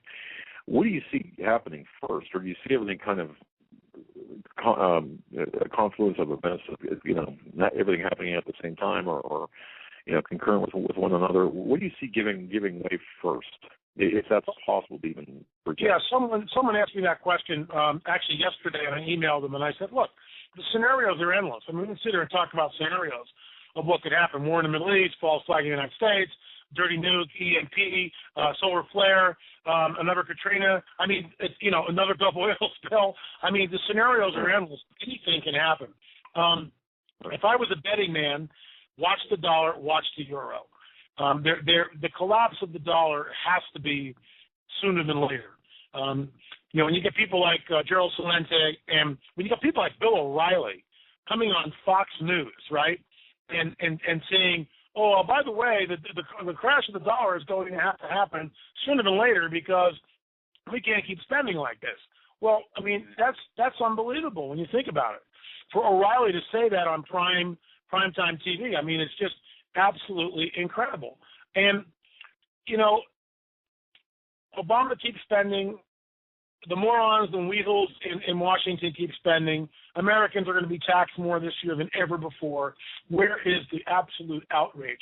Remember, 53 million people voted for Obama, but 50 million people voted for the other guy.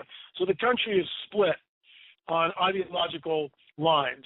And I think most people, I can't say most, but many, many, many people have had it beyond their eyeballs, up over their heads. They've had it with this whole thing. And unless the Tea Party or some other party or some candidates begin some type of real reform and rein back this crazy government, which is completely, in my opinion, just crazy. Just spend, tax and spend. It's nuts. We're going to be spent into oblivion, and it will eventually collapse the dollar. And that could be which triggers everything else. Because if the dollar falls, then everything else, just like dominoes, will go. If there's a false flag in the United States, remember, they're desperately trying to get martial law here. People go, oh, L.A. martial law, you're just one of those conspiracologist guys are, always talking. Look, folks, that's what's happening, okay? You don't believe it. I don't care. Believe what you want to believe. It doesn't matter at this point because we're so far down the rabbit hole and most people are asleep anyway. Look at Nazi Germany. Look at the playbook of Nazi Germany before World War II and what Hitler did. And everything the Nazis did, we basically are doing the same thing. We have the government now controls so many factors of the economy. It is unbelievable. That, my friend, is fascism. When the government is so big and partners with private industry, that's fascism, and we are here, in case anyone didn't know. We are living in a semi-fascist state. Now, it's still the America that we know, but God forbid you stand up at graduation and have a prayer, I mean, you can't do that, right? But yet my 16-year-old daughter can get an abortion without telling me about it. But if she has an aspirin in her pocket, she'll be suspended, right? This is how crazy the system is. And I think, rational, sane people look at this and say enough is enough. I don't know what that means. Secession from the Union? I have no idea. But at some point, you just go, guys, what we're fought the American Revolutionary War for, we got a problem here because we have taxation without representation. You guys work, I work, okay? I have a ministry, but it's not a 501c3. So I pay taxes on everything. There's no Grady vote here. Everything that comes in, all the books, all the DVDs, speaking engagements, everything is tax. Well, guess what? I make a profit. Whoa! I'm in business to make a profit. Yes, folks, that's right. I'm selling books because if I don't make a profit, I won't be able to write the next book. So I got to make a profit, all right? And I try to do good business. But I try to make a profit. Guess what? My profit's about 20% after all expenses. Guess who I'm going to hand that 20% to on April 15th? Thank you. And what have they done for it? Absolutely nothing. And am I really represented? No, of course I'm not. Not at all. And they just handed $250 million to Morsi, the Islamic Brotherhood in Egypt. That's my case. Profit. Yep. That's what the government takes after taxes, I think, now. Is that the new law? Well, Yeah, but all profit after anything after taxes is the government. It seems like. Yeah, you're rich. At least that according to my accountant. Yeah, we have an appointment with the accountant tomorrow. Our accountant tomorrow. We're not a 501c3. You know, we are a for-profit corporation. Although that for-profit, I would put in quotation marks because